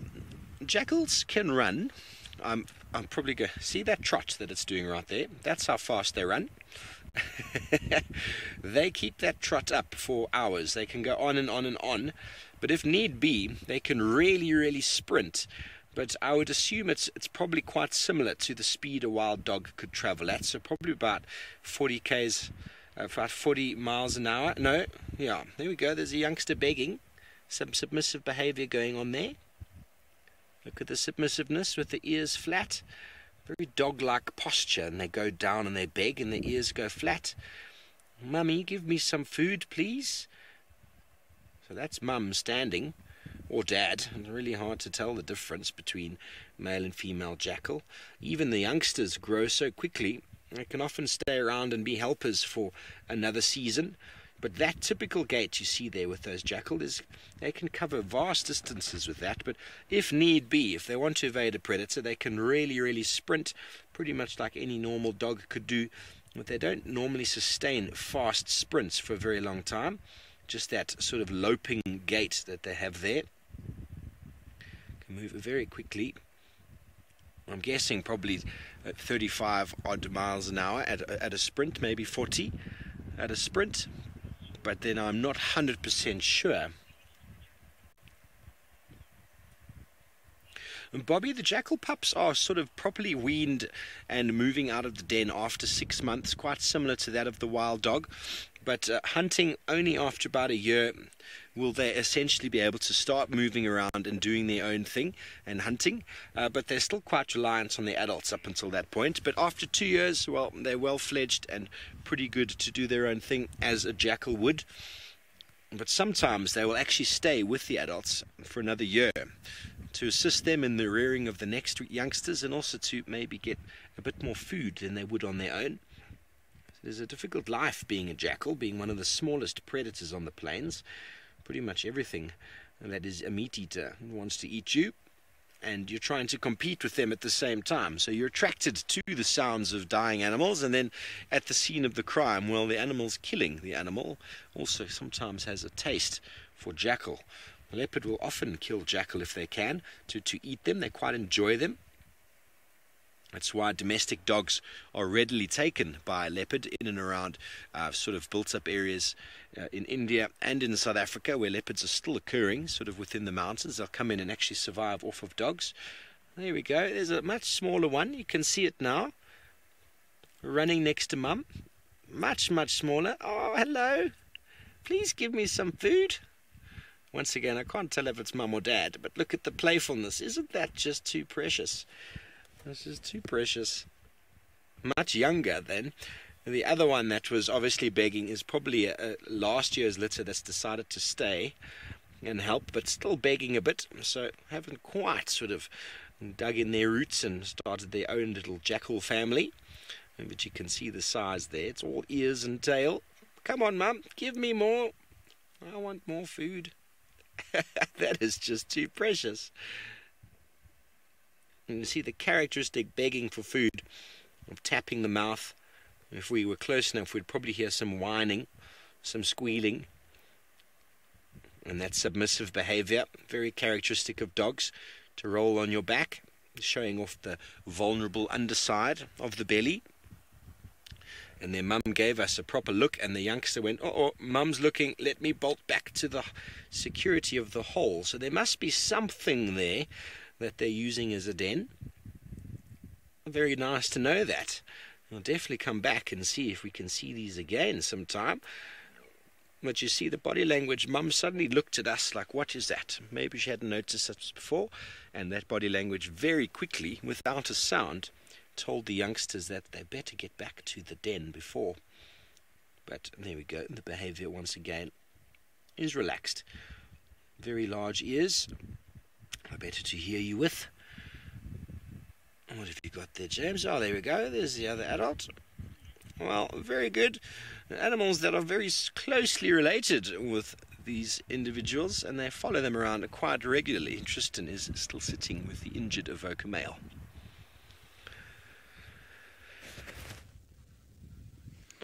Well, we do have a lion. He's very fast asleep now, so after the climax of leopard-lion interaction, he's decided it's all too much and it's going to be sleep time. So I'm pretty sure this is where this lion will be for the majority of today. I don't think he's going to move at all now. I'm pretty sure that this is where he's going to sleep. But Tingana will keep moving and eventually settle somewhere himself.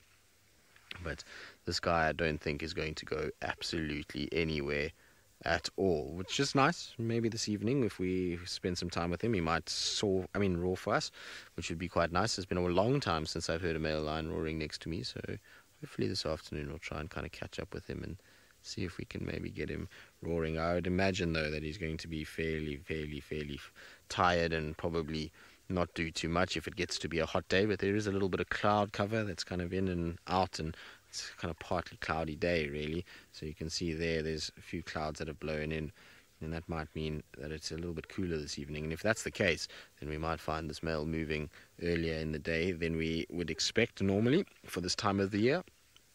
But either way, like I say, it's amazing how things go. You know, you go from a day where we had absolutely not a single cat on Jume yesterday, and then all of a sudden we had a whole bunch of them this morning. Indigo Girl, no, he was walking with the Nkumas. The tracks that he's got is with the Nkuma prides, was at least some of them. It's not the whole pride, but there was definitely more than just this male lion's track in this whole grouping. The rest of the tracks turn off towards Chitwa Dam, and this side, so maybe he was tracking them and just couldn't keep up. But I did hear from the guys that somebody saw the Nkumas last night on Gari Main, well, a portion of them, and this guy was with them, so maybe he just got dropped off and couldn't figure out where they actually were going, and decided to then kind of lie up here. But I don't think they would attack him, even though he's weakened. It's still a male lion, and it's still powerful, and depending on what the split is of the Nkumas at the moment would probably indicate whether or not he might get a bit of a beating from the girls. I think if all 5 girls are together and he went towards the cubs, he would be attacked by them. But just lying like this, I doubt it. They'd probably rather just avoid him more than anything else and try and just kind of keep distance between them and him. It's going to be an interesting kind of period now, because the 3 Avoca boys in the last few days have been a lot more vocal and a lot more of their presence kind of moving southwards. I believe that the other day when they went past Hosana and Shadulu's kill, that they went very far south. They went all the way to almost Mala boundary, which is typically where the Birminghams are just beyond that boundary. And so It's going to be interesting just to see what the Birmingham's response is, if they roar down at that boundary. Also, what I've been noticing with these boys is they've been apart quite a bit lately. So, it's typical coalition kind of thing, is they arrive as a unified force, then ladies get in the way and everybody just splits out all over the place, and that's going to be dangerous for them. They need to stay together as much as possible. It's one of the kind of key sort of reasons why the Majingalans were so successful, is that whenever there was other lines around, those boys were never separated and they were able to defend themselves and their territory. And so, these guys are going to have to take a leaf out of that book. If they're going to be apart like this all the time, one by one, they're going to get themselves into trouble as the next coalitions arrive, or other coalitions challenge them. And so it'll be interesting to kind of see how it all plays out. I highly, highly doubt that the Birminghams will come back here. I think they've got enough lionesses to keep them busy southwards. And so if these guys are just kind of clever about what they do, then they should theoretically kind of be able to get this territory. Minamu, will a coalition abandon one of their members if it's injured? Not really abandon. They'll move, and they'll kind of move around constantly while that member is injured, and they'll kind of catch up with him at times and then move off. Remember that there'll be a lot of roaring, and so you'll find he'll roar and the others will roar, and they'll kind of come together, and then because he can't move as fast, sometimes they then move off and they'll go and find females or food or something like that. If there's a big carcass, then they'll all join up together, so that bond between them will still stay the same. They won't fight with one another if they leave him for 3-4 days and then catch up with him again. So you do get those situations where they kind of split apart and then come back together again. But I don't think they'd abandon him totally, unless, of course, he's in such dire condition that he would never be able to survive. Then you might see them moving around and them kind of just leaving him where he is.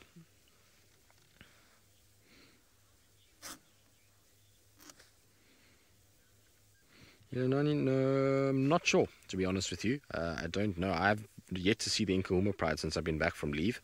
I have no idea if those boys are still hanging around with them. The last I heard is that the Nkuhuma Pride split, and there was 2 sections the other day, and it seems to be still the same way, because what I heard from last night was that it was a few of the females and 1 or 2 of the sub-adult females with them, and no sign of the boys or some of the adult females. So I don't know where they are. I'm not sure if the Mangeni boys are still kind of hanging around with them, whether they're not. I really don't know. I would imagine that they are still around. Taylor said to me the other day when she saw tracks for the Nkuhuma Pride that there looked like quite a few boys that were still following them around. So I would imagine that they are still latched onto the Pride in some way and trying to kind of eke out an existence on the fringes of the Nkuhumas, but at this stage, I don't really know. Now, what would be amazing is if those Mangen boys came right and they got away from their mange, began to feed well, groomed well, and sorted themselves out. And you add that other male line, which is apparently a Talamati. I mean, I don't know at all. And you add the young male from the Nkuhuma Pride, and that young male from the Nkuhuma Pride might have just caught a massive break, because that could theoretically potentially be a coalition of 4 male lines, which would be one that would be intriguing in many respects, because it would come from 3 different prides to form one coalition, which would be very odd. But the chances of survival between those 4 would increase exponentially if those 4 stuck together. So it's a kind of good break for like I say, our Nkuhuma young male, and hopefully those Mangan boys do start to sort themselves out and come right, and they'll then have all of them together. Anyway, it's all conjecture at this stage, it's all speculation, so who knows what will actually end up happening in the long run. But while we try and sit here, we'll go back across to Steve. Focusing on all the little things today, and we found ourselves a very nice group of banded mongooses. I still don't know the 100%. I think it's just mongoose. A pack of mongoose. Well, they're enjoying the morning sunshine, doing a little bit of grooming, bit of pampering themselves. Very important in the social organization of mongooses to be able to groom themselves, and alpha male and female are often sort of determined by the ability to groom.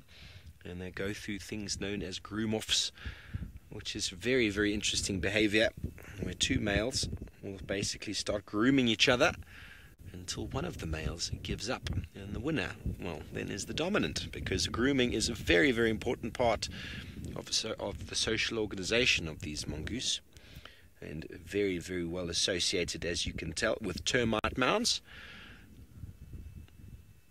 generally pretty close to water. Nice little band of them there. Often we'll see them around their mound busy dragging their bottoms on the floor in a pasting sort of drag-like way of sort of demarcating what is theirs, and they will often have huge battles against rival colonies or rival families.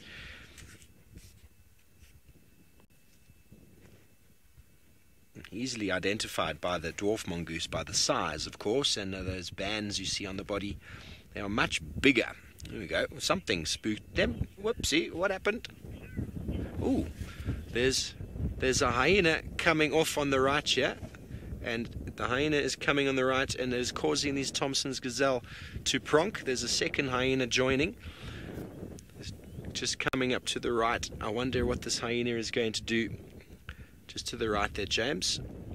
It's going to come into frame in a second. Another hyena has just crossed the road in front of us. That's what caused these mongooses. Sorry, I was trying to hear what you were saying there to me, but I suddenly saw animals running everywhere, Lou. And these hyena have seemingly picked up on something. They are moving very quickly. Not sure where it is going.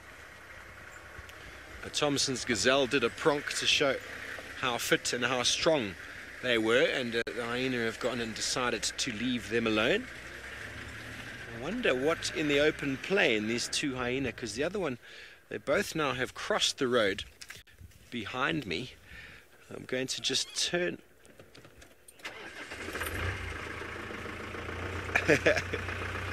Mac and Lisa, mongooses is the plural. Yeah, I do know that, but I just love the way I just can always get everyone so excited or so interested when I say mongai or mongooses. It's just one of those funny ones, isn't it? Mongoose. Here are the two hyenas just in the open plain here. What they are after, I do not know. They were moving at a very steady lope before.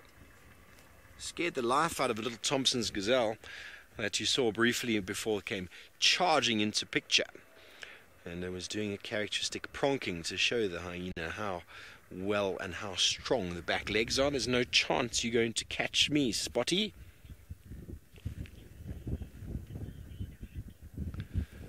I don't think it would hunt the mongoose. I mean, the mongoose saw something loping through the grass and then caught an alarm.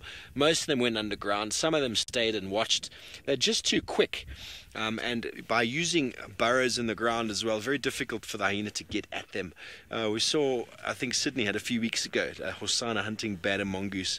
He wasn't successful, and he's a very quick individual, so very hard to come by, and there's lots of them, so lots of ears, lots of eyes. Let's turn back again, see if we can get our... Nope, they've all disappeared back into the mound. They're not hanging around. They're like, whoop, hyena are about, what are they doing? So I'm not saying that they wouldn't hunt bantam mongoose, but I don't think that's definitely not on their list of prey items. You need to be able to chase them down in the open plains. Ray, I do not have a clue. We are close to Serena now, so James, you reckon you know what clan they belong to? James is shaking his head. Sorry, Ray, I don't know. I still haven't, the hyena research ladies haven't come past for a coffee yet, so I haven't been able to discuss too much. But two hyena, definitely moving through the plains in a westerly direction. That's all I can tell you. Where they're headed, I do not know. Possibly the North Clan. It's not too far away from here, but hyena. Okay, well, it seems like Taylor has left the Princess Queen of Djuma. I wonder what her plans are.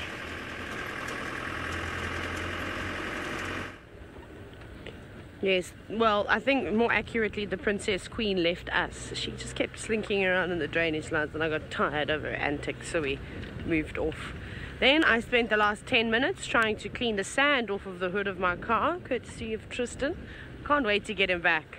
Payback is gonna be so sweet. I'm just gonna step it up and take it to the next level completely. So I'm looking forward to that. The reason why I had to brush all the sand off the car is because as we were driving, the stupid wind has picked up and it was blowing it straight into my face.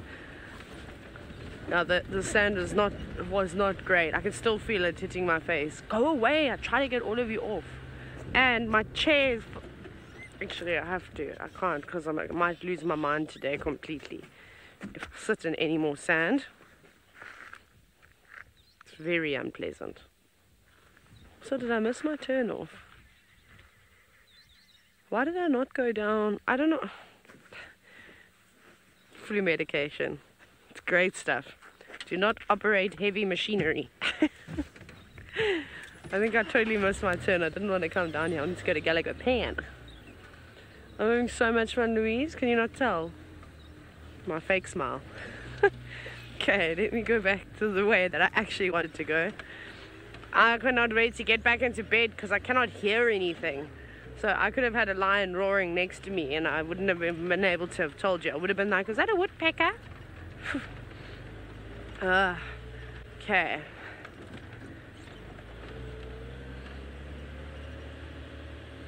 Camacho, yes.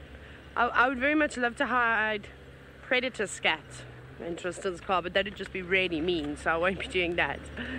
But I maybe did that someone that I really didn't like. But I actually, even though it might not seem like it, I quite enjoy Tristan's company and working with him. It's a lot of fun. So I won't do anything to upset him. But we'll see. No, it'll still involve sand, which is the our weapons. That we're only allowed to use sand. There's no other weapons that we can bring to this battle. I'm just going to get creative with it, of course, which I'm excited to do. So I hope that Tanya does catch something. The only problem is if she does catch something down that way, we probably won't be able to find her, not in a car. We ended up between two drainage lines, which were, so like there was drainage lines, we were in the middle, and then the roads were on either side of the drainage line, so it's a nightmare to get in there. You don't just go driving there for fun, that's for sure. Not that we go driving off-road for fun anyways. We only do it when we have one of the animals we're allowed to off-road. Okay, but I did have elephant tracks coming in this direction, but it could have been from last night. But I'd like to find a herd of elephants, so we'll see if we can pick up on this group that was around here. We'll check the pan to see if they did have a drink. We should be able to guess as to how long ago it was. Cobalt, that also is another way to get Tristan very upset, is if I put sand in his washing. I might put it in his pockets though. That could be fun. I'm going to have to get Ali to help me. No, guys, I can't be nasty. See, everyone's being nasty now. Put sand in his hat. If I had to put my hat on and it had sand in, good. Help that person when I get hold of them. Put sand in my hair. Are you mad? Someone must do that. I'll be so upset. Okay, it doesn't look like the elephants came to have a drink. We're just doing fun things on the vehicles to one another. But yes, I'm sure there'll end up being sand in Tristan's shoes at some point. But we don't want to start a fight here. we don't want there to be tears. I might cry. If someone puts sand in my hat and I have to put that hat on, I'll be so sad. Although my hat stays glued to my head anyway, so good luck trying to do that to me. And like I said, you've been warned. If anyone in Camp Dare tries that. Ha ha ha. Alyssa, you said I should give him a real sandwich. Can you imagine how disappointing that would be? Starving, ravenous, and someone put sand in your sandwich. Oh, shame. You see, I probably won't do things like that because that like maybe crosses the line of being funny and can send someone into a downward spiral very quickly and make them go from happy to angry. VM once broke his tooth on a piece of sand, says Louise. You see? No one needs to visit the dentist unnecessarily. Although I like going to the dentist. Do you like going to the dentist? Darby shakes his head. What do you prefer, going to the doctor or going to the dentist? I'd rather go to the doctor. rather go to the doctor. I'd much rather go to the dentist. My dentist is really funny though. She's great, but she always asks me questions when she's got her hands down my throat. And then she like waits awkwardly for an answer, and I'm like, and then yeah, she does. It's weird. Anyways, it's the most bizarre thing. I think that's why I like going to it, because she's so entertaining. Because I just end up laughing. Going, I don't know. Anyways, speaking of dentists, let's go to Tristan and see if he prefers going to the dentist or the doctor.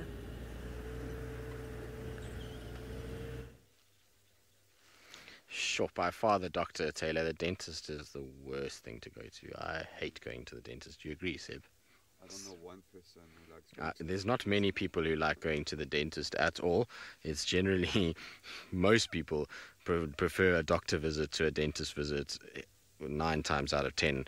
Bar maybe a dentist themselves. And even then, I've met a dentist actually. It was quite funny. He didn't like going to the dentist. Even though he was a dentist, he didn't like to go to the dentist himself, which was quite funny. But yes, Louise, you also prefer a doctor. Well, there we go. So most of us, maybe we should do a poll. #SafariLive at FC. What do you prefer, doctor or dentist? I reckon doctor was going to win this poll hands down, but let's see how we go. Our male line, though, he is out cold. He is not even waking up for us to talk, and so I don't think we're going to spend much longer with him. I think we're probably going to let him sleep away the day and try and come find him again this evening. What's quite nice is I'm hearing a cuckoo calling in the distance. Can you hear it?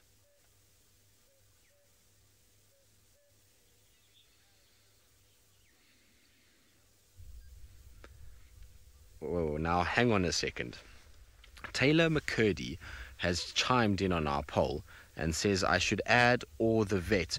Taylor, I'm a bit worried if you are going to go and see the vet as a person. There's something maybe a little wrong with you if you are not going to a doctor and going to a vet instead. I feel like you may be a bit confused and therefore probably might need to go and see a mental physician or something like that to try and just check your brain, because there's no ways you should be going to a vet as a human. If you're taking an animal, sure, but you know, doctor or dentist for ourselves, not veterinary. Saying that though, I do know people who in remote areas go to the vet because there's no doctor around and the vet does just as good a job, but you really shouldn't be going. Taylor says doctors and vets are the same. Indeed, Taylor, that's why they have different qualifications. They, you know, it's so silly that they go to university and have a different qualification. They should just do the same thing, really, because it doesn't really change anything. But no, Taylor McCurdy is another story, and I'm now going to have to sleep with one eye open because Taylor's going to start with her shenanigans, which means that, you know, we're going to have to kind of see what goes on. I'm pretty sure there's going to be all kinds of nonsense over the next few weeks, well, week and a bit. And so it should be a fun time for all, I think. Hopefully it doesn't get out of control. It shouldn't. But yes, if Taylor is going to go see a vet, well, that explains a lot, doesn't it? It explains maybe why she is the way she is. Just kidding.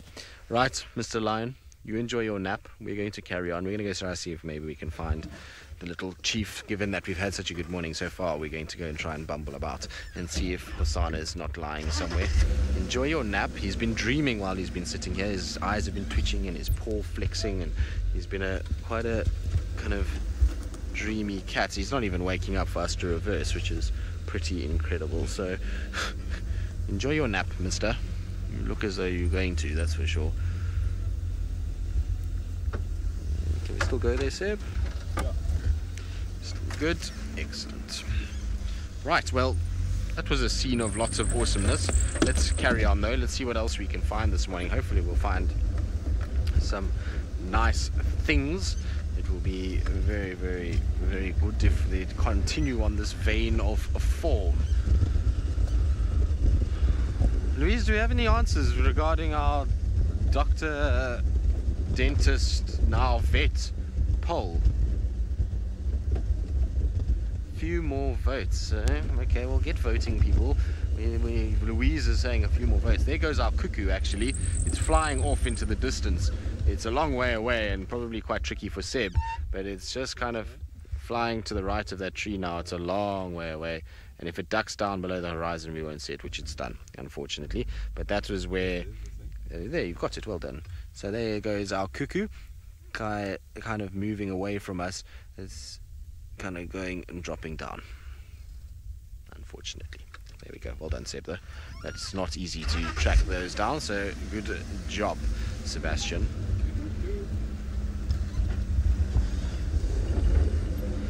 Oh, goodness. Now, it sounds like Taylor McCurdy is in serious need of some veterinary help because she's now wrapped herself up, apparently, according to Louise, like Lawrence of Arabia, which means there's something completely wrong somewhere there. And so let's send you across and find out why she looks like Lawrence of Arabia. You're the reason I've had to do this to myself, Tristan, literally, because the sand that I cannot get off of the hood of the car is not blowing into my face and going into my blue eyes, which is a problem. So now I've had to put my blue sunglasses on, wrap my scarf around my face, because it feels like I'm in the desert. That sand whipping up against my skin. I don't know, maybe it's some kind of exfoliation. Perhaps, yeah, a light epidermis exfoliation. I don't know, I don't go for those things, but it's not nice. Is it still? It's so annoying. You can see the sand. Look how it's all... I'm gonna have to take everything off, of course, but I wish I could actually drive around like that. The sand is stuck in all the grooves, which is a nightmare. Tristan, it's fine. Like I said to Darby, you go back to Inga's for the whole day. I've got the entire day to mess with your car. The whole day. I can take my time. I can start doing things. I can go for a nap, come back, do some more, go for a run, come and do some more stuff to the car for hours in between game drive. I'm so excited. But keep watching this. No, Lou, I've got to do it on by myself. Well, we'll see. We might need a camera woman. We're going to be doing it. We'll be updating the SafariLive Instagram page, so keep an eye out for the entire day at SafariLive Official. So we will document all the things that we're going to do to annoy Tristan this afternoon. He's going to be in for such a surprise. We're going to have to block Tristan, though, from the SafariLive account. Oh, well, maybe we won't have to because Louise is not telling him, so no one tag him in anything. We'll just leave it as a surprise, so keep watching. I don't think Tristan really watches Insta stories, to be honest. Oh, there's a monkey. So I think we should be okay. Temporarily block him so he can't see anything. Just that the rest of the world can watch him. I can watch the pranks unfold. Hello, monkeys. That was me saying, hello, monkey, how are you? There's this one vervet monkey sitting up in the tops of the trees. Where are the rest of your friends? Must be very lonely. Maybe the others are in other trees, but I can't actually see any. Do you know that there are other trees? Well, I don't know. This is a jackalberry tree. I don't see much fruit. A little bit of fruit here and there, so that's obviously why this monkey is in the tree. You can see it. It looks like it's kind of the end of it, though. Some of those fruits already look like the shells have sort of cracked open and that the birds have been feeding on them. There we go. That branch looks a little bit better. There's quite a few fruit. And they don't actually look too ripe because we know that they go yellow when they're ripe. They look still quite green. Anyways, we'll eat as many of them as you can.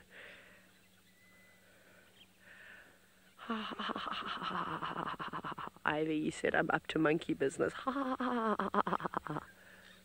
Or should I laugh? How do vervet monkeys laugh?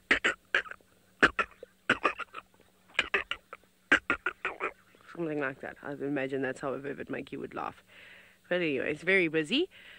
Moving around from branch to branch. I still can't believe that cool baboon sighting we had the other day. That was like hands down one of the best baboon sightings I think I've ever had. As they were all feeding, all silhouetted up against a tree. It was beautiful. Oh, there's another little monkey. Lovely. So there's two. They've both just been here.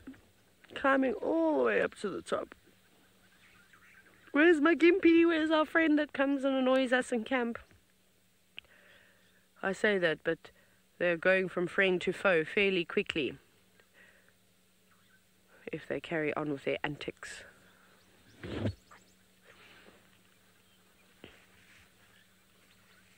Thank you, Victoria. I'll try to do another one now. My throat is just a little bit sore, so I can't make the sound properly. Let me see if I can do it.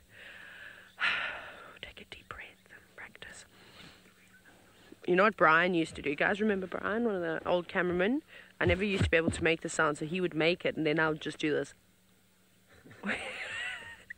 And none of you ever realized that, by the way. The amount of times that I actually did it, so I got distracted. Now I have to clean with my elephant gloves because it's very dusty. Sorry, that the OCD got me hard there. Anyway, so I'll make my monkey noise for you.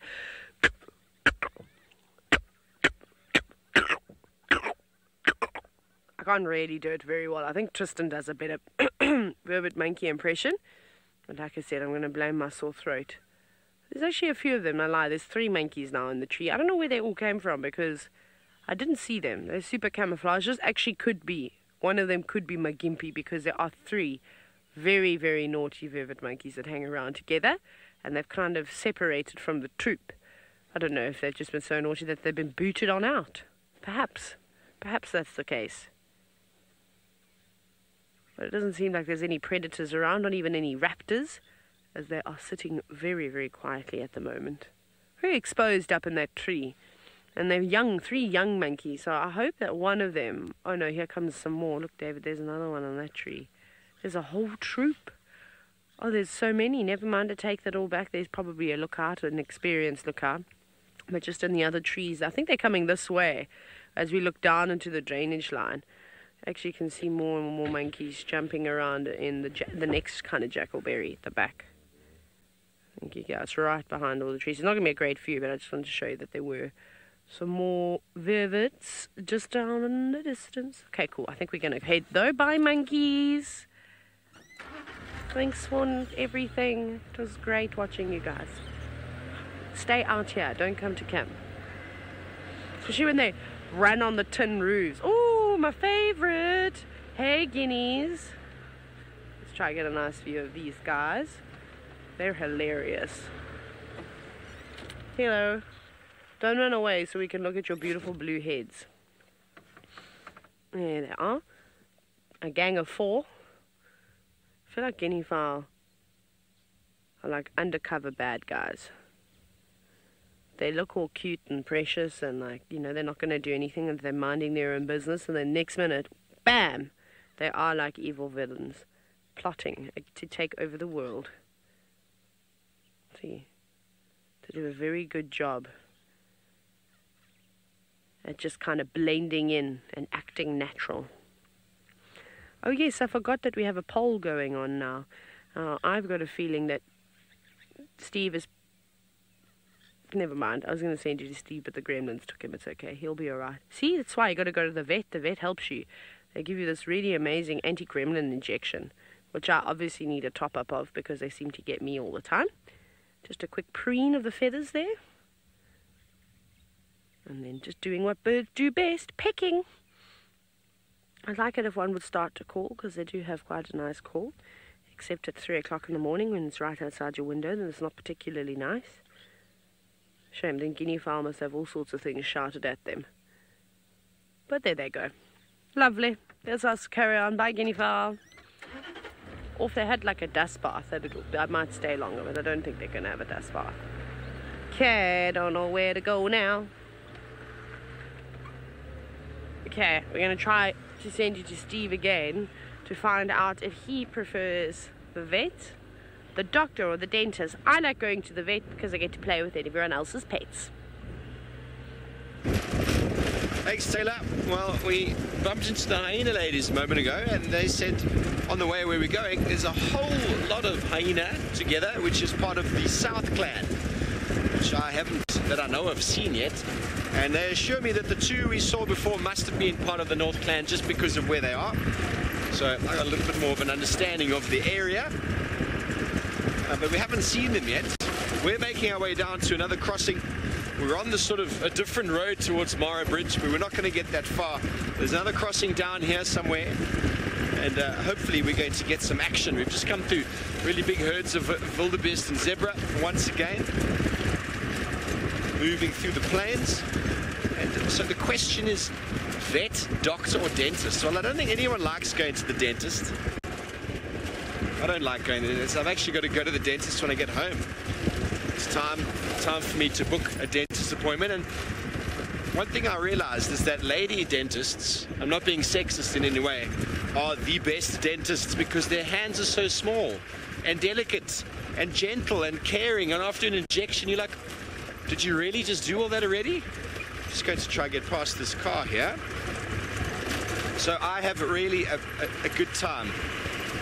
Lady dentists, male dentists with big hands and gruff men, and they're just manhandling your face, and afterwards you feel like everything's broken, and then the injection goes in and there's no love. I'm not judging male dentists, but I've had great time with female dentists. After they've done fillings and injections, afterwards you're like, are you done? And she's like, yes I am, I'm all finished. And you're like, where have you been my whole life? So lady dentists, they get a thumbs up from me. And I used to have one down in the garden route. I now need to find one in the Joburg area when I get back. So if anybody knows of a very nice lady dentist in Johannesburg, please send me her details. I will be visiting her on my way back. And I don't like going to the vet because, you know, the vet is also quite rough with me. I'm only joking. Vets, I don't enjoy vets because the animal, whenever you got I've only ever taken cats to a vet. They never like it. They hate going to the vet. There's something about the vet. The cat knows this guy's going to do something to me. So I feel that stress that the animal goes through. I know it's important to go to a vet, but there's something about going to a vet that stresses the animal out, and then that stresses me out. Doctors, I have no problem. I like doctors.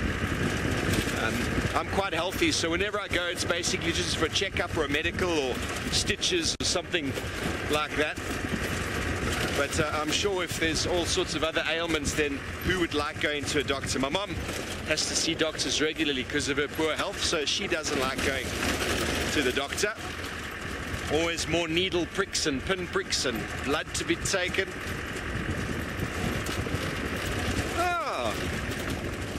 Taylor's got a lady dentist. How fantastic is that? Thank you, Taylor. You know, it's quite hard. You know, you want to go in Joburg and find a lady dentist, you Google search lady dentists in Johannesburg. Because you can't go and search doctor, because, I mean, it's not a Mrs. or Mr. So it's a doctor. So you can't really find a lady dentist by doing a Google search, but then I haven't really looked very hard, to be honest with you. And how's that? I've now put it out to the universe, well, to you on the camera, and Taylor has come up with an answer. Thanks, Taylor. Taylor says her dentist is quite hilarious. I don't know if that's what I want, though, when she's working on my mouth to make me laugh. Not ideal. But I've been to 2 lady dentists in my life, and both of them, small hands. Small hands. But who likes the suction? Oh no, now I'm going to think about that all day. All day. I hope that answers the questions. No one likes anything to do with dentists. But anyway, Tristan has moved on from his lion, and he's found something that lions quite often like to eat.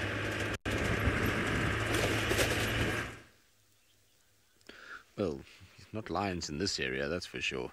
Been a long time since I've seen lions on a giraffe kill. They tend to prefer buffalo in this area, much like in the Mara. They prefer wildebeest and buffalo over the giraffe too. But yes, we do have a giraffe, and it is feeding. I wonder what it thinks about the dentist. I was sure to imagine it would say vet more than dentist or doctor, but you never know. These giraffes sometimes are a bit of a funny bunch, and I'm not sure I agree with Steve's theory. I feel like a dentist is a dentist, and the job needs to be done. And so whether or not she's male, or whether or not it's a male or a female is irrelevant, to be honest. A female is. Anyway, is irrelevant, I would imagine. It's got to be done either way. But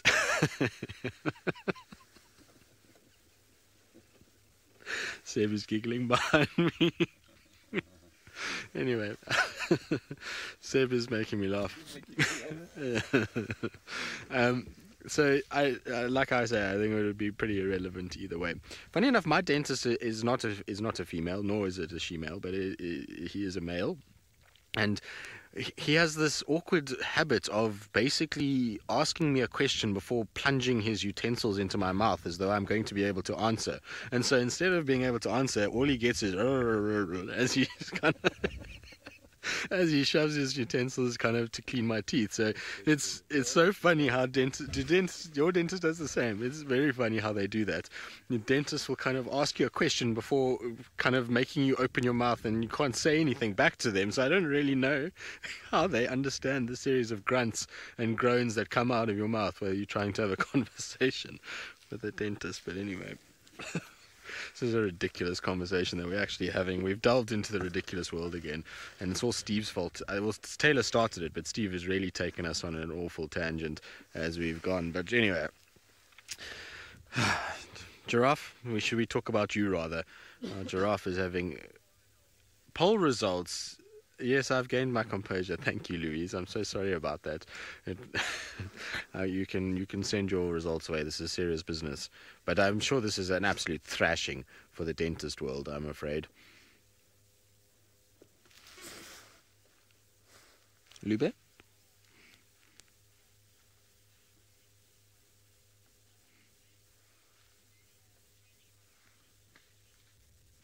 In third place, and unsurprisingly, with a measly 21%, and actually I suppose somewhat surprisingly, because it means that there's more people that go to the vet than the dentist, we have the dentist. And so 21% is the dentist, which means a lot of you are using your vet for the wrong reasons.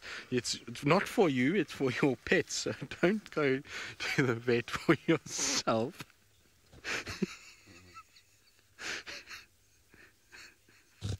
So in second place, at 33%, we have the vet, which, like I said, those of you that are seeking the vet to fix your ailments, I hate to tell this to you, but a vet is not where you need to be. You need to be going to a doctor. A vet might explain why things are not working the way that they should be. And if you are walking around at any point with a big white collar around your neck and can't kind of turn your head in any direction, then you know that you are a victim of the vet and shouldn't be going there. So don't go get yourself a anti-bite collar. That is not ideal. Imagine driving around with a collar over your head. People would look at you as though you're absolutely mad, but it would be quite entertaining. So no surprise then that the winner is doctor. But what is the percentage of people that actually are normal and go to the doctor and are not seeing a vet? I would imagine that it would be... There we go, doctor, 46%. Congratulations to those 46% of you who have figured out how life works, and that a doctor is indeed what fixes your ailments and not a vet, and that you're also sane enough to know that a dentist is not a nice place to go. So those 46% are... I am aware of that, Louise, as well, that less than half our viewers are not a fan of a doctor, but would rather go to a vet or a dentist, which is, well, quite something, if I'm honest. So. Anyway, right, let's carry on. This is ridiculous. Taylor, I blame you. You started a craze. I suppose we did start the poll, didn't we?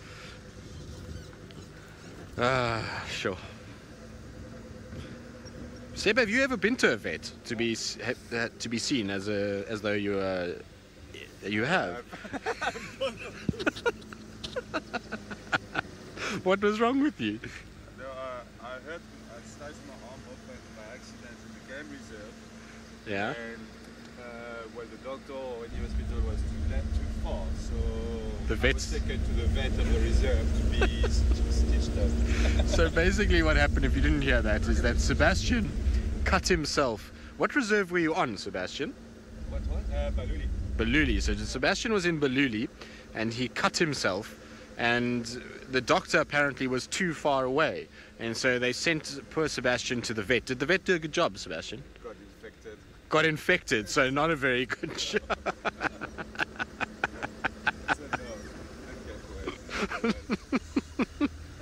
No, it doesn't sound like it went very well at all. And did he... So,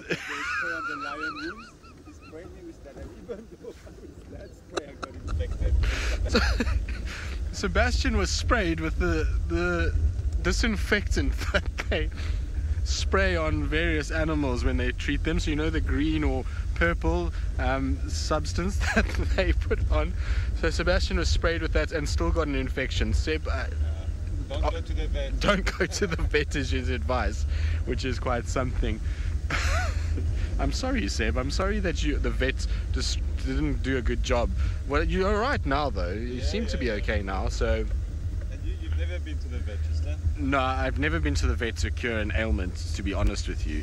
I've had advice from vets that are friends on what to take and what to do, but I'm always too scared to actually follow their advice, because the friends that I have that are vets undoubtedly will be playing practical jokes on me more than anything else, and so I'm nervous to deal with anything that they want to give me. But anyway, this is a ridiculous conversation. I want to know from Taylor and Steve if both of them have been to a vet. I'm pretty sure both have, and that's why this has come up. I'm almost 90% sure that Taylor's going to tell me that she is a veterinary graduate and has been to the vet. And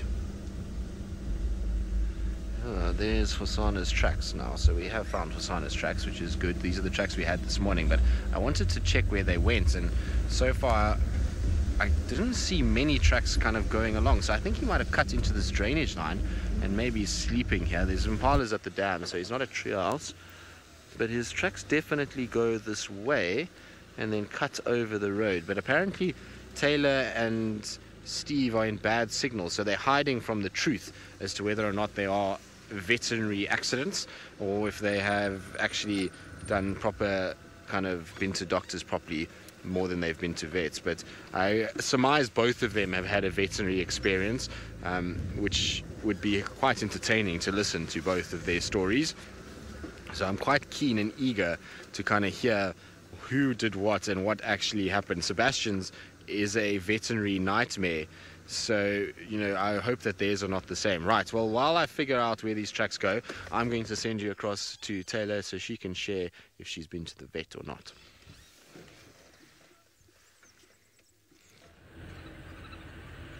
Well, I did just have male leopard tracks on top of elephant footprints on Twin Dams Road, so I don't know if those are the tracks that you're talking about. Please don't fly! Why is everything flying away from us today? I'll call the vets. I can't believe dentists came in last place. I don't know, you guys need to switch your dentists up. I promise you, they can be a lot of fun. Firstly, my dentist is hilarious. She tells the greatest jokes. Then, she's pretty thorough as well, and she's very gentle. She always gives me compliments on my teeth. She's never had to do a filling. And what else does she do? When I go to the oh my gosh! Wow, you are so camouflaged, big boy, and you are so relaxed. That's so cool. Look at this big kudu ball. You can also hear the hum from the power lines, which is not so great. It's fine, boy. You can just stand there and eat. He's so close. He's obviously not particularly comfortable with us being so close, but we'll just sit still. And maybe he relaxes. What did you hear? He heard something and then he looked the other way. He's not massive. I've definitely seen some bulls that are bigger than him. He's not very young either, though. I feel like he's not going to get much bigger than that. He's just not the greater kudu. Oh, yeah. Now he's hiding away. That's so kind of you. I wonder if I go forward, Darby. Let's see if I saw.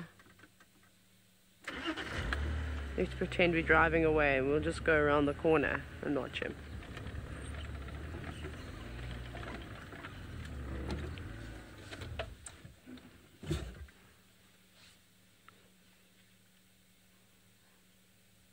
There he is, just nibbling away.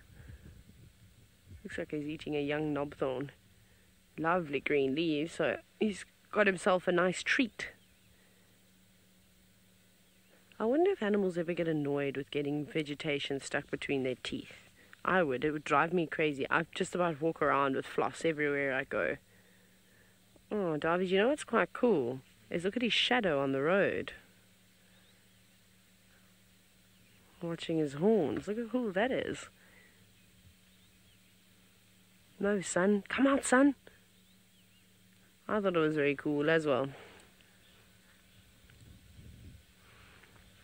Dash, this kudu is a lot taller than I could ever dream of being. I think even without his horns, I'd probably stare him straight in the eye. So I would say, if he moves away, I can always go and stand next to the tree and we can do a comparison. Hey, Darby, we haven't done one of those for a while. So I'm going to go ahead and say he probably in tops of his head is probably taller than 1.7 meters, which is as tall. I'm 172. And with his horns, it probably exceeds to close to 2.5 meters, I would say. Maybe just under 2.5 meters with all his horns. And that, of course, would vary from kudu to kudu. But he's a big animal. I mean, absolutely massive. Really just tucking. We might not do a comparison because I feel like this kudu is going to sit here all day long and just nibble on the tree. He's found the perfect tree. Maybe not. He's smelling something in the distance. See that his nose is working overtime. Nope, nothing important.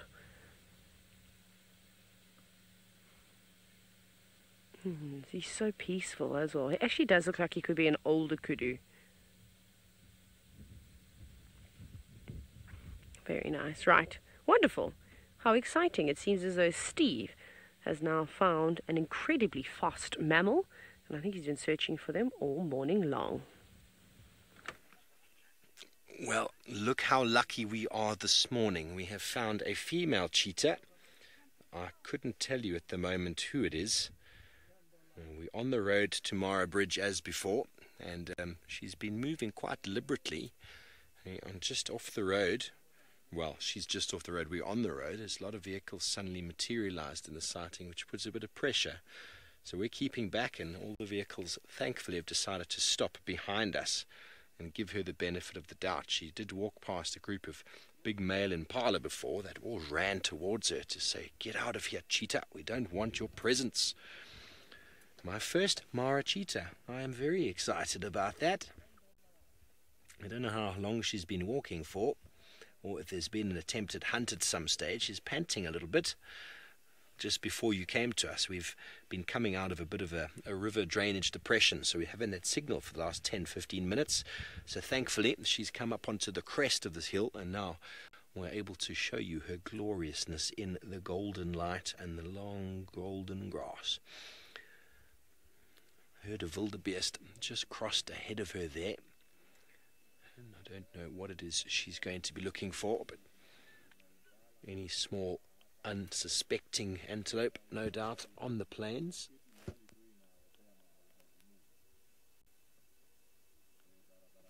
Really nice open area for her with some long grass for cover. Do you have any idea who it is, James? Okay, so there's the cat trifecta for this Sunday morning. Very good. Well, actually, it's a quadfecta. A male leopard, a male lion, a female cheetah, and a female leopard. Well done, team.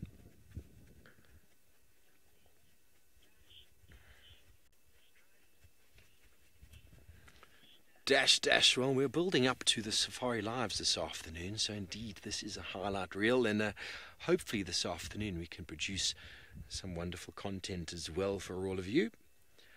Isn't that a majestic scene? Okay, well, we're going to follow her a little bit down the road. Glad to see that the vehicles behind us have decided to give her some distance as well. They were leapfrogging for the entire time. Carol, I'm not actually sure. Area, I think, in this case is specifically what they use for identifying cheetah. Sorry, my sunglasses happened to be on there for a moment. I do apologize. It is very dusty behind all these cars. So, Carol, I'm not 100% sure. I think there's a similar sort of spot pattern that we look at with regards to the facial recognition. But, I mean, I haven't had much time with cheetahs in my life. So I'm sure Taylor or Tristan, who spent more time up here,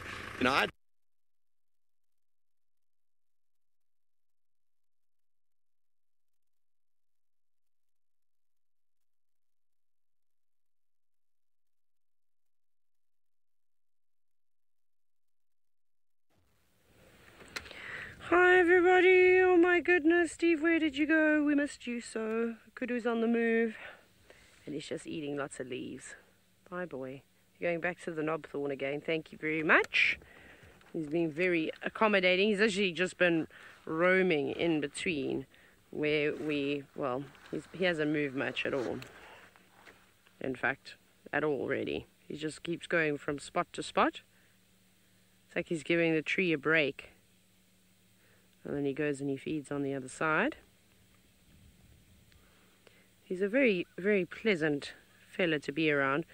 So I think he's an older boy. I feel like he's been around vehicles for quite some time. He knows us. He's used to us. He's not particularly bothered by being so close. He's just showed us how comfortable he actually is. It's awesome to be able to get such a close-up of him feeding. It's not the shot that we get every single day. It's just a pity about the power line noise.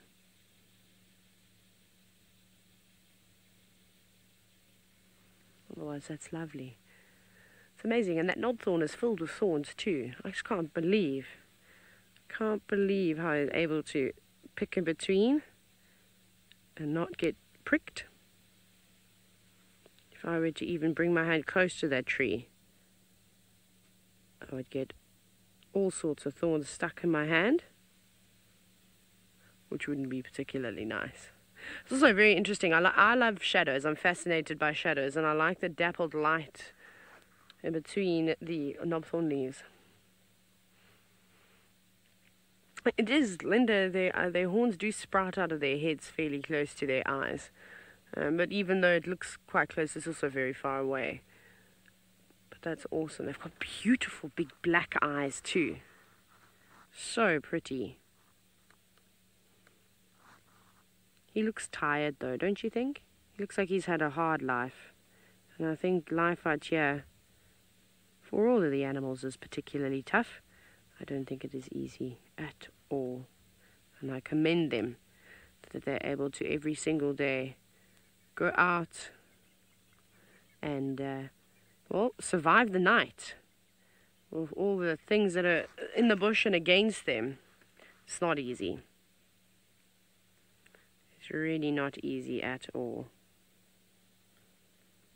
Oh wow, this is so beautiful.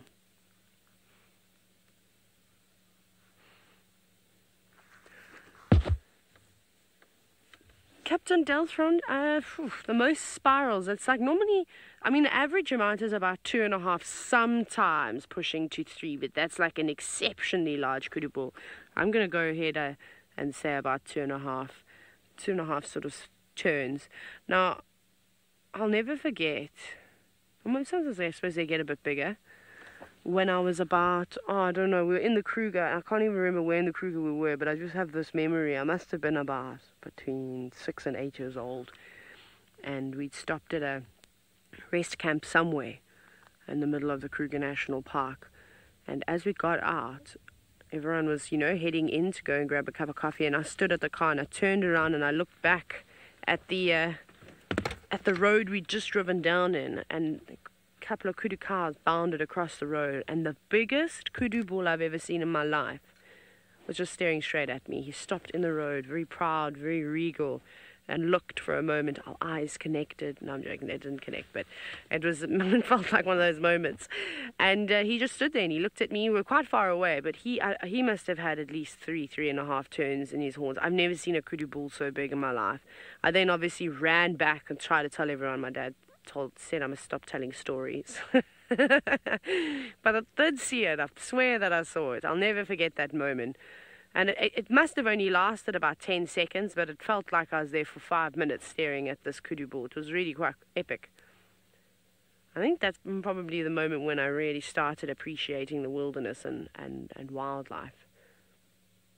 And I think I was very lucky to go on all those safari holidays. There we go, look at all those thorns. So those little thorns are not bothering it too much, because even the stems that it's pulling off have got a few prickles. Very delicate the way that it moves its lips around. I suppose, though, that the skin around the face has become quite tough, kind of like a gardener's hands. So I'm sure it's used to the odd prickle every now and then.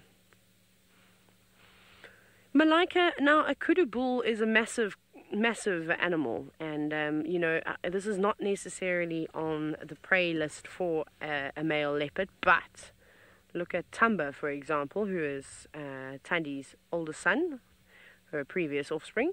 He brought down a fully grown kudu cow all by himself. I mean, that's impressive. That's super impressive. So I think if they put enough effort into it and realize that there's going to be one serious struggle, they could probably do it.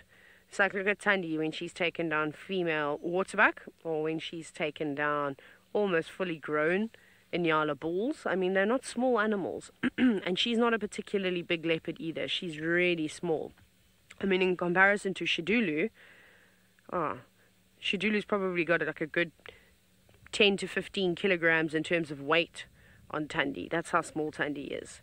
So for her to be able to do that, she's just feisty, and she's obviously worked the technique. And I suppose that's what it comes down to. It comes down to technique.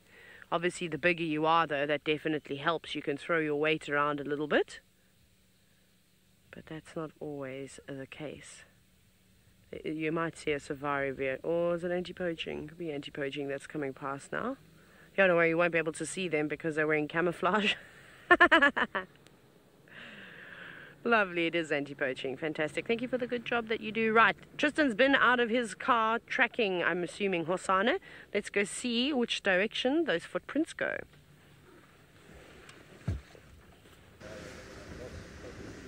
Well, it looks like it's difficult because I drove over them this morning, so that was not ideal, but it looks like he comes northwards towards the sort of hyena den or Philemon. So I'm going to go and try and just scratch around there, and I'll go to the hyena den anyway just so we can see what's been happening.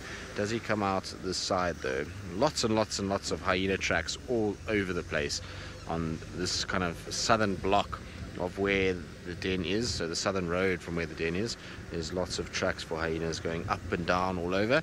And so I think Hosana went into this little drainage section here, and then from there I'm thinking he's either gone north or he's continued on towards Twin Dams, but I didn't find anything at Twin Dams, no tracks of him there, nothing on Elephant Carcass, nothing on Weaver's Nest. So he must have come northwards then, if anything else. But it's like I say, I drove over the track, so a bit tricky to kind of know exactly where he's gone, but we'll try and see. Let's scratch around and maybe we'll get lucky and find our boy sitting on a termite mound somewhere, gazing upon his father's territory, and well, subsequently where he spends his time. So I'm so glad that Tingana's doing well and kind of looked after things, because I don't think we would have seen Hosana nearly as much if it wasn't for Tingana, and we might have then inherited very, very skittish leopards, which would not have been nearly as nice or as productive as what we have had over the course of the last few months. Now, I know that he likes to spend time around here. There's a big termite mound that we've seen him on before over there, so let's just check that as we go past.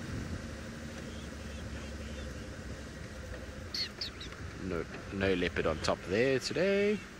Is there? No leopard there, unfortunately. So 1 week ago today he was sitting on top of that termite mound. Was it 1 week ago? Feels like 1 week ago. Yes, he was 1 week ago. Very close to that. Good, but let's go check the hyena den anyway. Let's just see if maybe he came through on that road. He might have.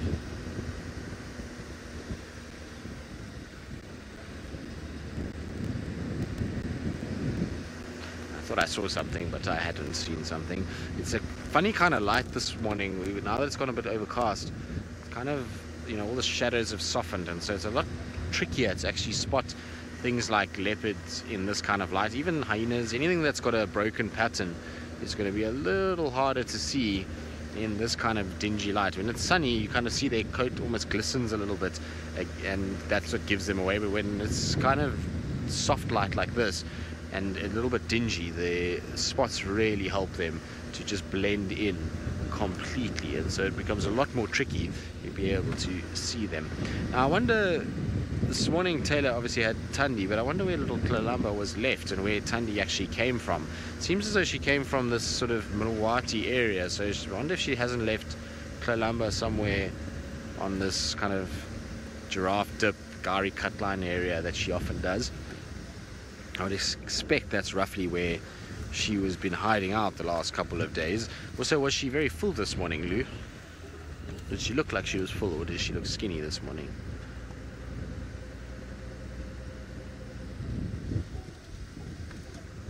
So she hasn't been feeding, which is interesting. I thought she might have been on another kill, and that's why she was kind of, we just didn't find a single track for her.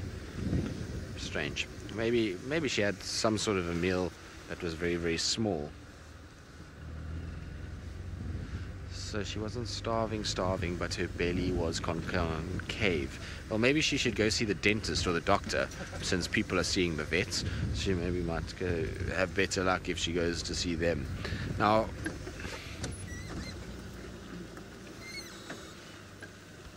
so our boy Hosanna walked right past the hyena den. I've got his tracks right here, so just what we thought.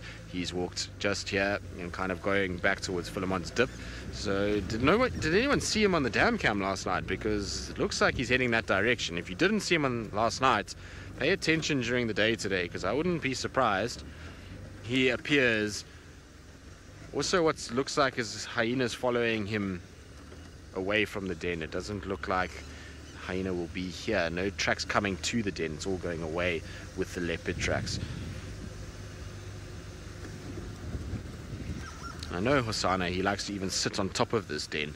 Sometimes I've seen him on top here before, as well as his sister. She used to sit here regularly as well. There's still lots of dung around for these guys. Let's see if there's any fresh tracks today of little ones. So nothing that's too fresh there, and obviously no sign of a hyena anywhere at the entrance. But I'm just trying to see any fresh tracks. There's nothing that's kind of indicating that they played or lay down in this area, so that's not any good. Maybe the leopard was here most of the night, and that's why the hyenas didn't bring the little ones out. It's possible. Let's just check around the other side quickly, because the other side is an area where they do sometimes lie down. I remember when we had Ribbon at this den, she used to lie on the backside here a lot more, and so it's a good place to also just check for little tracks quickly. We just need to go slowly underneath here. Yeah, you can drop the antenna, it's fine. So we just drop the antenna. Okay. Right, there we go. So while we kind of just check if there's any sign of little tracks, let's send you back across to Taylor and see where she's off to.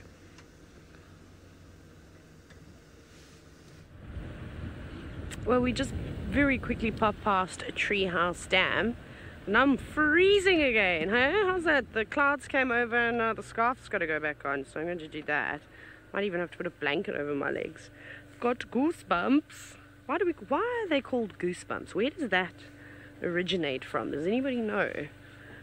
When you get cold and your hair stands up on your arms and your legs? Why is it called goosebumps? I've heard some people call it chicken skin, which is just ridiculous. But yes, I wonder why. Does everyone call that sort of reaction to the cold the same thing all over the world? What do you call it wherever you are? Perhaps you call it something else. Turkey skin? Turkey bumps? I don't know. What else could you call it? Right, so we're basically just bumbling now. We haven't got much else, I'm afraid. It's fairly quiet. I'm now going to put lip ice on my lips because chapstick. No one calls it chapstick in South Africa either. We say lip ice. What else do we say? That's about it, hey? Lip ice. Which is weird because it goes on your lips, but it's not ice. I don't know why people call it that either. Maybe it was the brand of... Yeah, that feels so nice now. So good. They feel better already. With all this hot, cold weather. I'm surprised more people aren't sick in camp. Ah, giraffe girl. Now I'm going to guess and say you're from the US of A. You said you also call it goosebumps. Aha, good. Okay, goosebumps it is then. It's the only thing about... Oh wait, there's a comment coming through. Oh, New Zealand.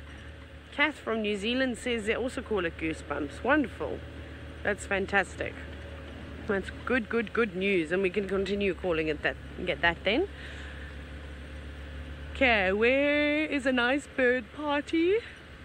That would be the best. That would be so great.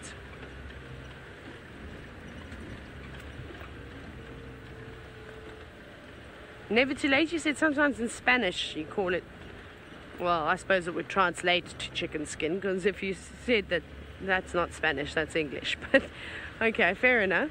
What's the Spanish word? Where's Ali? Ali! But you can also tell me what it is so that I can learn something.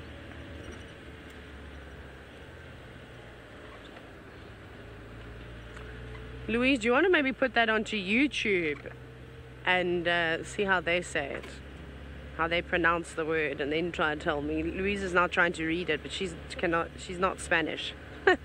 So the word that came out, I went, that doesn't really sound too right. Let's see, they've gone quiet, so they must be on YouTube. I do that all the time with strange words. How do you pronounce this? How do you pronounce that? The internet is just so great. We've all got so lazy because of it. Thank you, internet. I wonder if these... No, these are hyena footprints. There are hyena tracks going up and down Philemon's cut line, but no baby hyena tracks. Just big ones.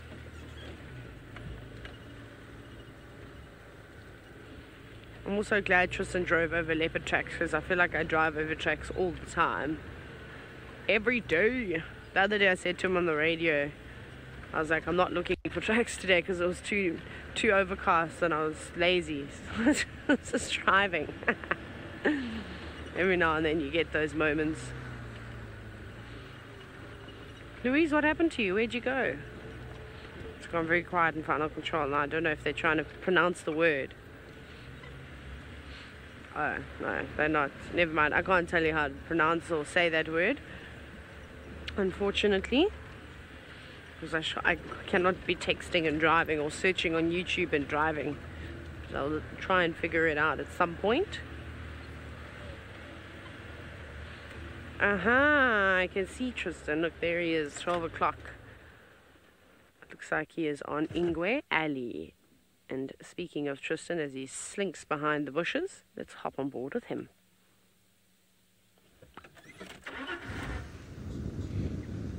I can see Taylor too. I see where she is. She's on Philemon's cut line behind us.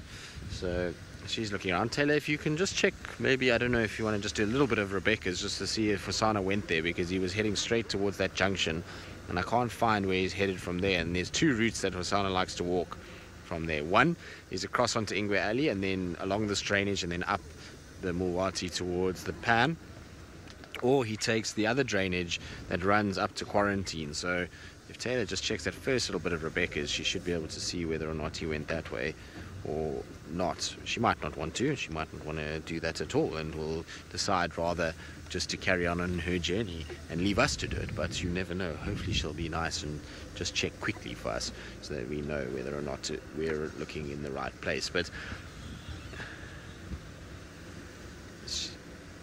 she's driving down Rebecca's, having a look but not looking for tracks. Huh? How and why? How do you drive and look but not look? Vet again.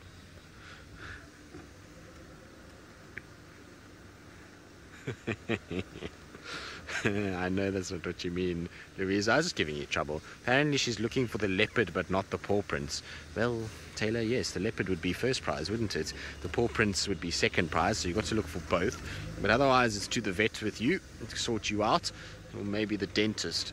If you are not going to help us, then we'll send you to the dentist. If you're going to help us, then we'll send you to the vet to help you be able to look when you're not looking while looking, or however it goes. But no sign of him coming out here. I can't pick up any tracks at all. There's some hard sections where he might have crossed, but I know he likes to kind of meander in the thickets here, not really on the road so much. So I wouldn't be surprised if he's in this kind of area, and then from here he goes straight across the road into the Mulwati and then straight north up the Mulwati system, and he uses the drainage line, not so much the actual road. Quite interesting to watch Hosana these days. He doesn't walk on roads much at all. He kind of every now and then on a road, then he just crosses off it and into the bush, and he prefers to walk on the big game paths more than anything else, which is going to make him an absolute nightmare to track in the summer months, because the game paths become rock hard and you can't see much on them. And so if he starts doing that nonsense in summer, we're going to be a little harder to, well, it's going to make our lives a lot harder to be able to find him. But let's see how we go. You never know, maybe in summer he'll decide that it's too muddy and wet everywhere else and he'll walk on the road and be nice to us. Now, sunshine has just come out of nowhere. Actually, it was starting to get very cloudy, and now the sun's all of a sudden peeked through the clouds, which is quite interesting. I thought we might have a very cloudy, overcast day, but hopefully the sun does burn away these clouds and we don't get rain this afternoon on our drive. It's welcome to rain all night long, but please do not rain on our afternoon safari. Thank you.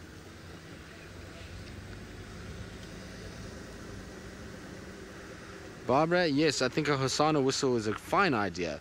I wouldn't mind blowing it around here and get Hosanna to come wherever we go. And that would be quite delightful, actually. I think Hosanna would love it too, because he would just hear the whistle and he'd know where to kind of go and pose for all of you. He really does like it to pose, that cat. It makes me laugh when he's kind of, you know, when we see him. He's always got his head up and looking nice, and he really is a beautiful cat to kind of film and to look at. So Hosanna whistle sounds good.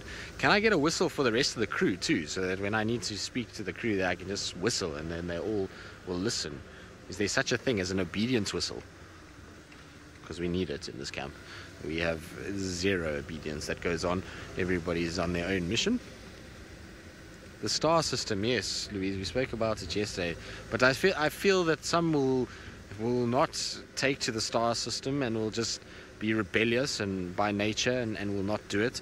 And so we need an obedience whistle, or maybe we need shock collars, Louise. That might be what we actually need. Of course, it's completely against human rights, but it would work, wouldn't it? Imagine everybody had a shock collar on. That would be absolute. But it would be absolute disaster, wouldn't it? Especially if everyone stole each other's remotes. Then it would be out of control. Can you imagine just randomly shocking people as they're doing daily functions and work? It would be really quite funny, actually. Not funny, actually. Be serious. It's not. Don't put a shock collar on humans. Whoever's watching, kids, if you're watching, don't listen to what I'm saying at all, please. Please do not get a shock collar for anybody and do anything with anyone. You will land up at the vets, exactly. And if not the vets, you will land up in a small little box with padded walls, and you don't want to be in there either. Hosanna cat, where are you? Don't see your prince anywhere. Naughty Hosanna cat, he's gone into the wrong places. Okay, well, we'll keep looking, we're going to keep trying, and while we do, let's send you across to Taylor and see what she thinks about shock collars.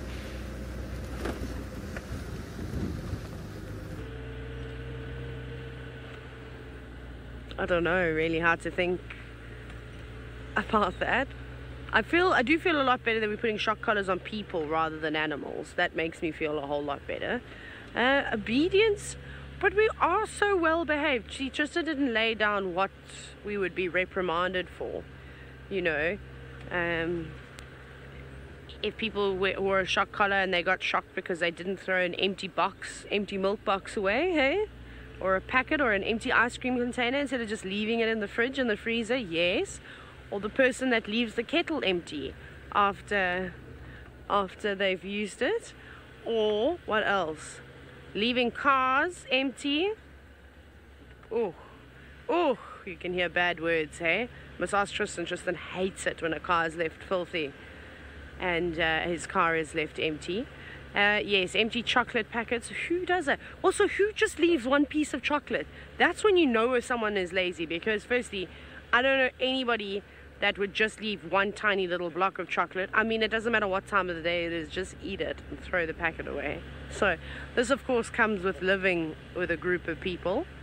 It's interesting. The way we live on top of one another, you really get to know one another well, which is why we have to treat each other like family. Because it's the only way.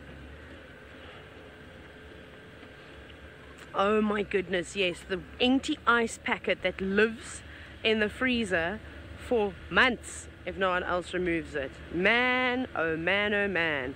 Anyways, I'm now starting to get really hungry, but I don't know what I feel like for breakfast. Darby, you've already said you just want something delicious. But you, oh, pancakes. Darby says he wants pancakes. I could do pancakes. I don't know what I feel like today. Also, I don't know what Noctula and Tandy will prepare us for breakfast, so it's hard to kind of gamble. Amanda and I are on the same wavelength, so you just never know what to expect now, so it's difficult to guess and play the breakfast game. I would like, I don't know what I want. You know what I feel like, guys? I actually just want oats. I could do with plain old oats with some brown sugar and milk. I would be so happy with that. And I think we were talking about that last night. Oh, it would be so nice. Maybe I'll even put some blueberries in. Aha, wonderful. Well, Tristan has managed to find Hosanna, and it seems as though Hosanna is hungry too because he's at the braai site.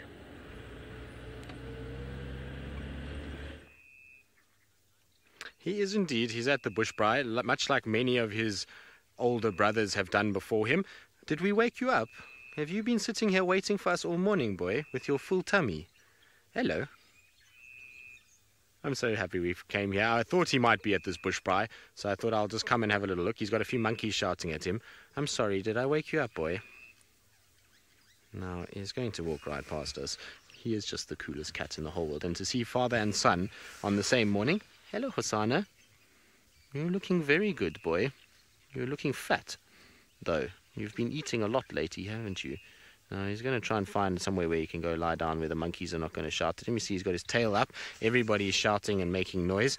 I'm sorry, boy. Did I wake you and now everyone's shouting at you? Now I feel bad. Right, well, let's get back towards the road. But that is awesome. I'm so glad we... I was saying to Seb, I was like, Seb, if he's not here in the Milwaukee, he's going to be at the bush braai. And so Seb and I drove towards the bush braai, and we were thinking about breakfast, actually. And as we kind of came around the corner, both of us spotted him at the exact same time. And he was lying right there. But he's going to come out onto the road and hopefully walk along quarantine for us, which will be very nice. So while we catch up with him, we're going to send you across to Stevor for one last sort of hoorah from the Mara this morning from him. Yes, well, terribly sorry about the signal issues we've had. We went a little bit further south than we have gone of late, and somehow we just didn't have anything there. But that female cheetah moved off into the long grass. I don't know if she'd spotted anything, but we decided to turn around so that we could at least get back into signal and just have a chat. On our way back, though, we found a really tall tree, and something furry was sitting inside, and it wasn't a leopard that we could see. We pulled back, and what we found was the remains of a wildebeest beard and fur right up in the tree. It's really, really tall, probably about 10 meters or so. No, maybe less than 10 meters, maybe 9 meters. Right up in the tree. Okay, well, it looks like the sausage himself is on the move.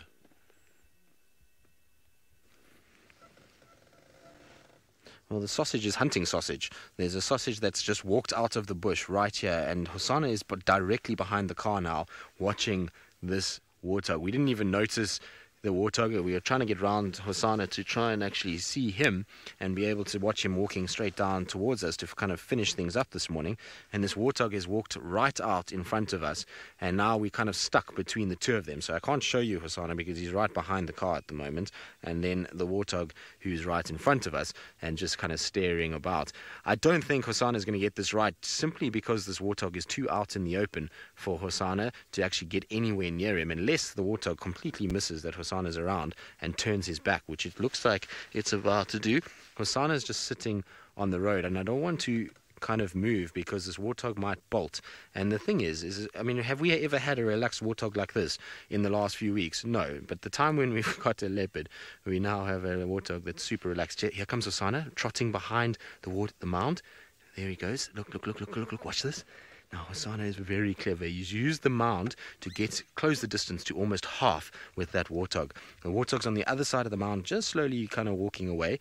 Now, even though he's so full, he's still in hunting mode. So he's going to try and figure out how he's going to go about this, how he can get closer to that warthog. That warthog is aware something is not quite right. Its tail, you see, is going up now, and so it's kind of half up, half down on the warthog, which means that, oh no, it's going to the toilet. I thought it might have just noticed Hosana. No, toilet time. Nothing like going to the toilet to lighten the load when you're about to be chased. Let's just see now what happens. See, the monkeys are alarm calling, which is also going to make this warthog a little nervous of what's going on. This is very cool.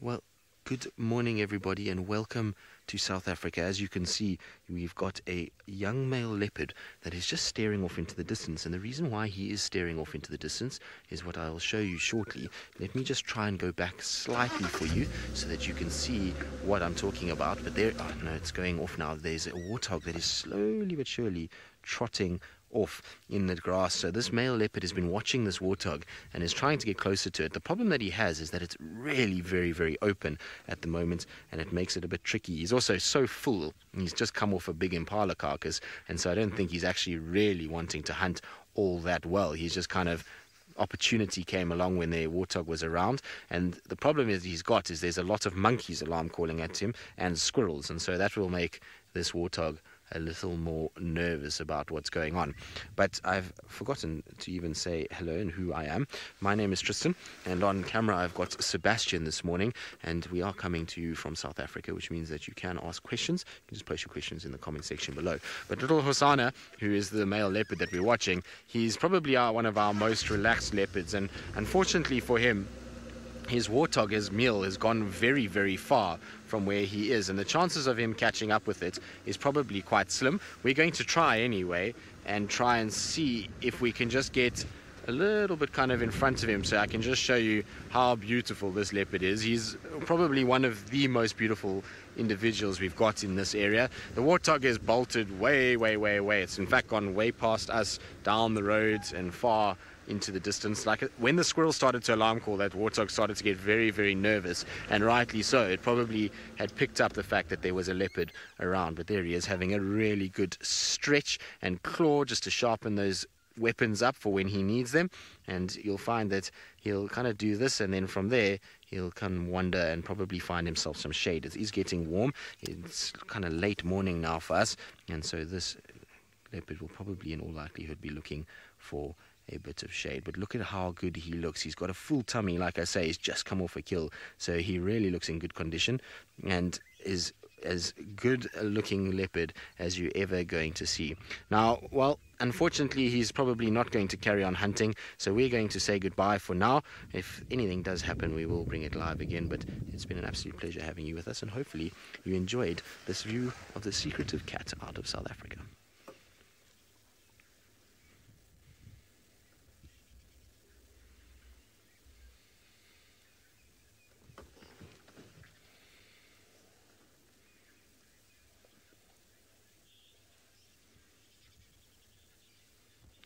Right, guys, well, unfortunately for Hosana, I don't think he was really that invested in it. There's lots of spraying and scent marking going on here. He's about to release more urine than I don't think he's ever released in his life. It's ridiculous how much he's spraying.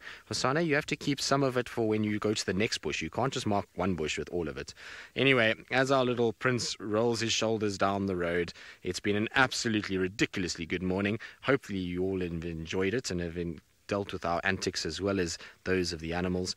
It's been really quite special. So from all of us, it's been an absolute pleasure. Hopefully we'll see you all this afternoon for another edition of Safari Lives coming to you.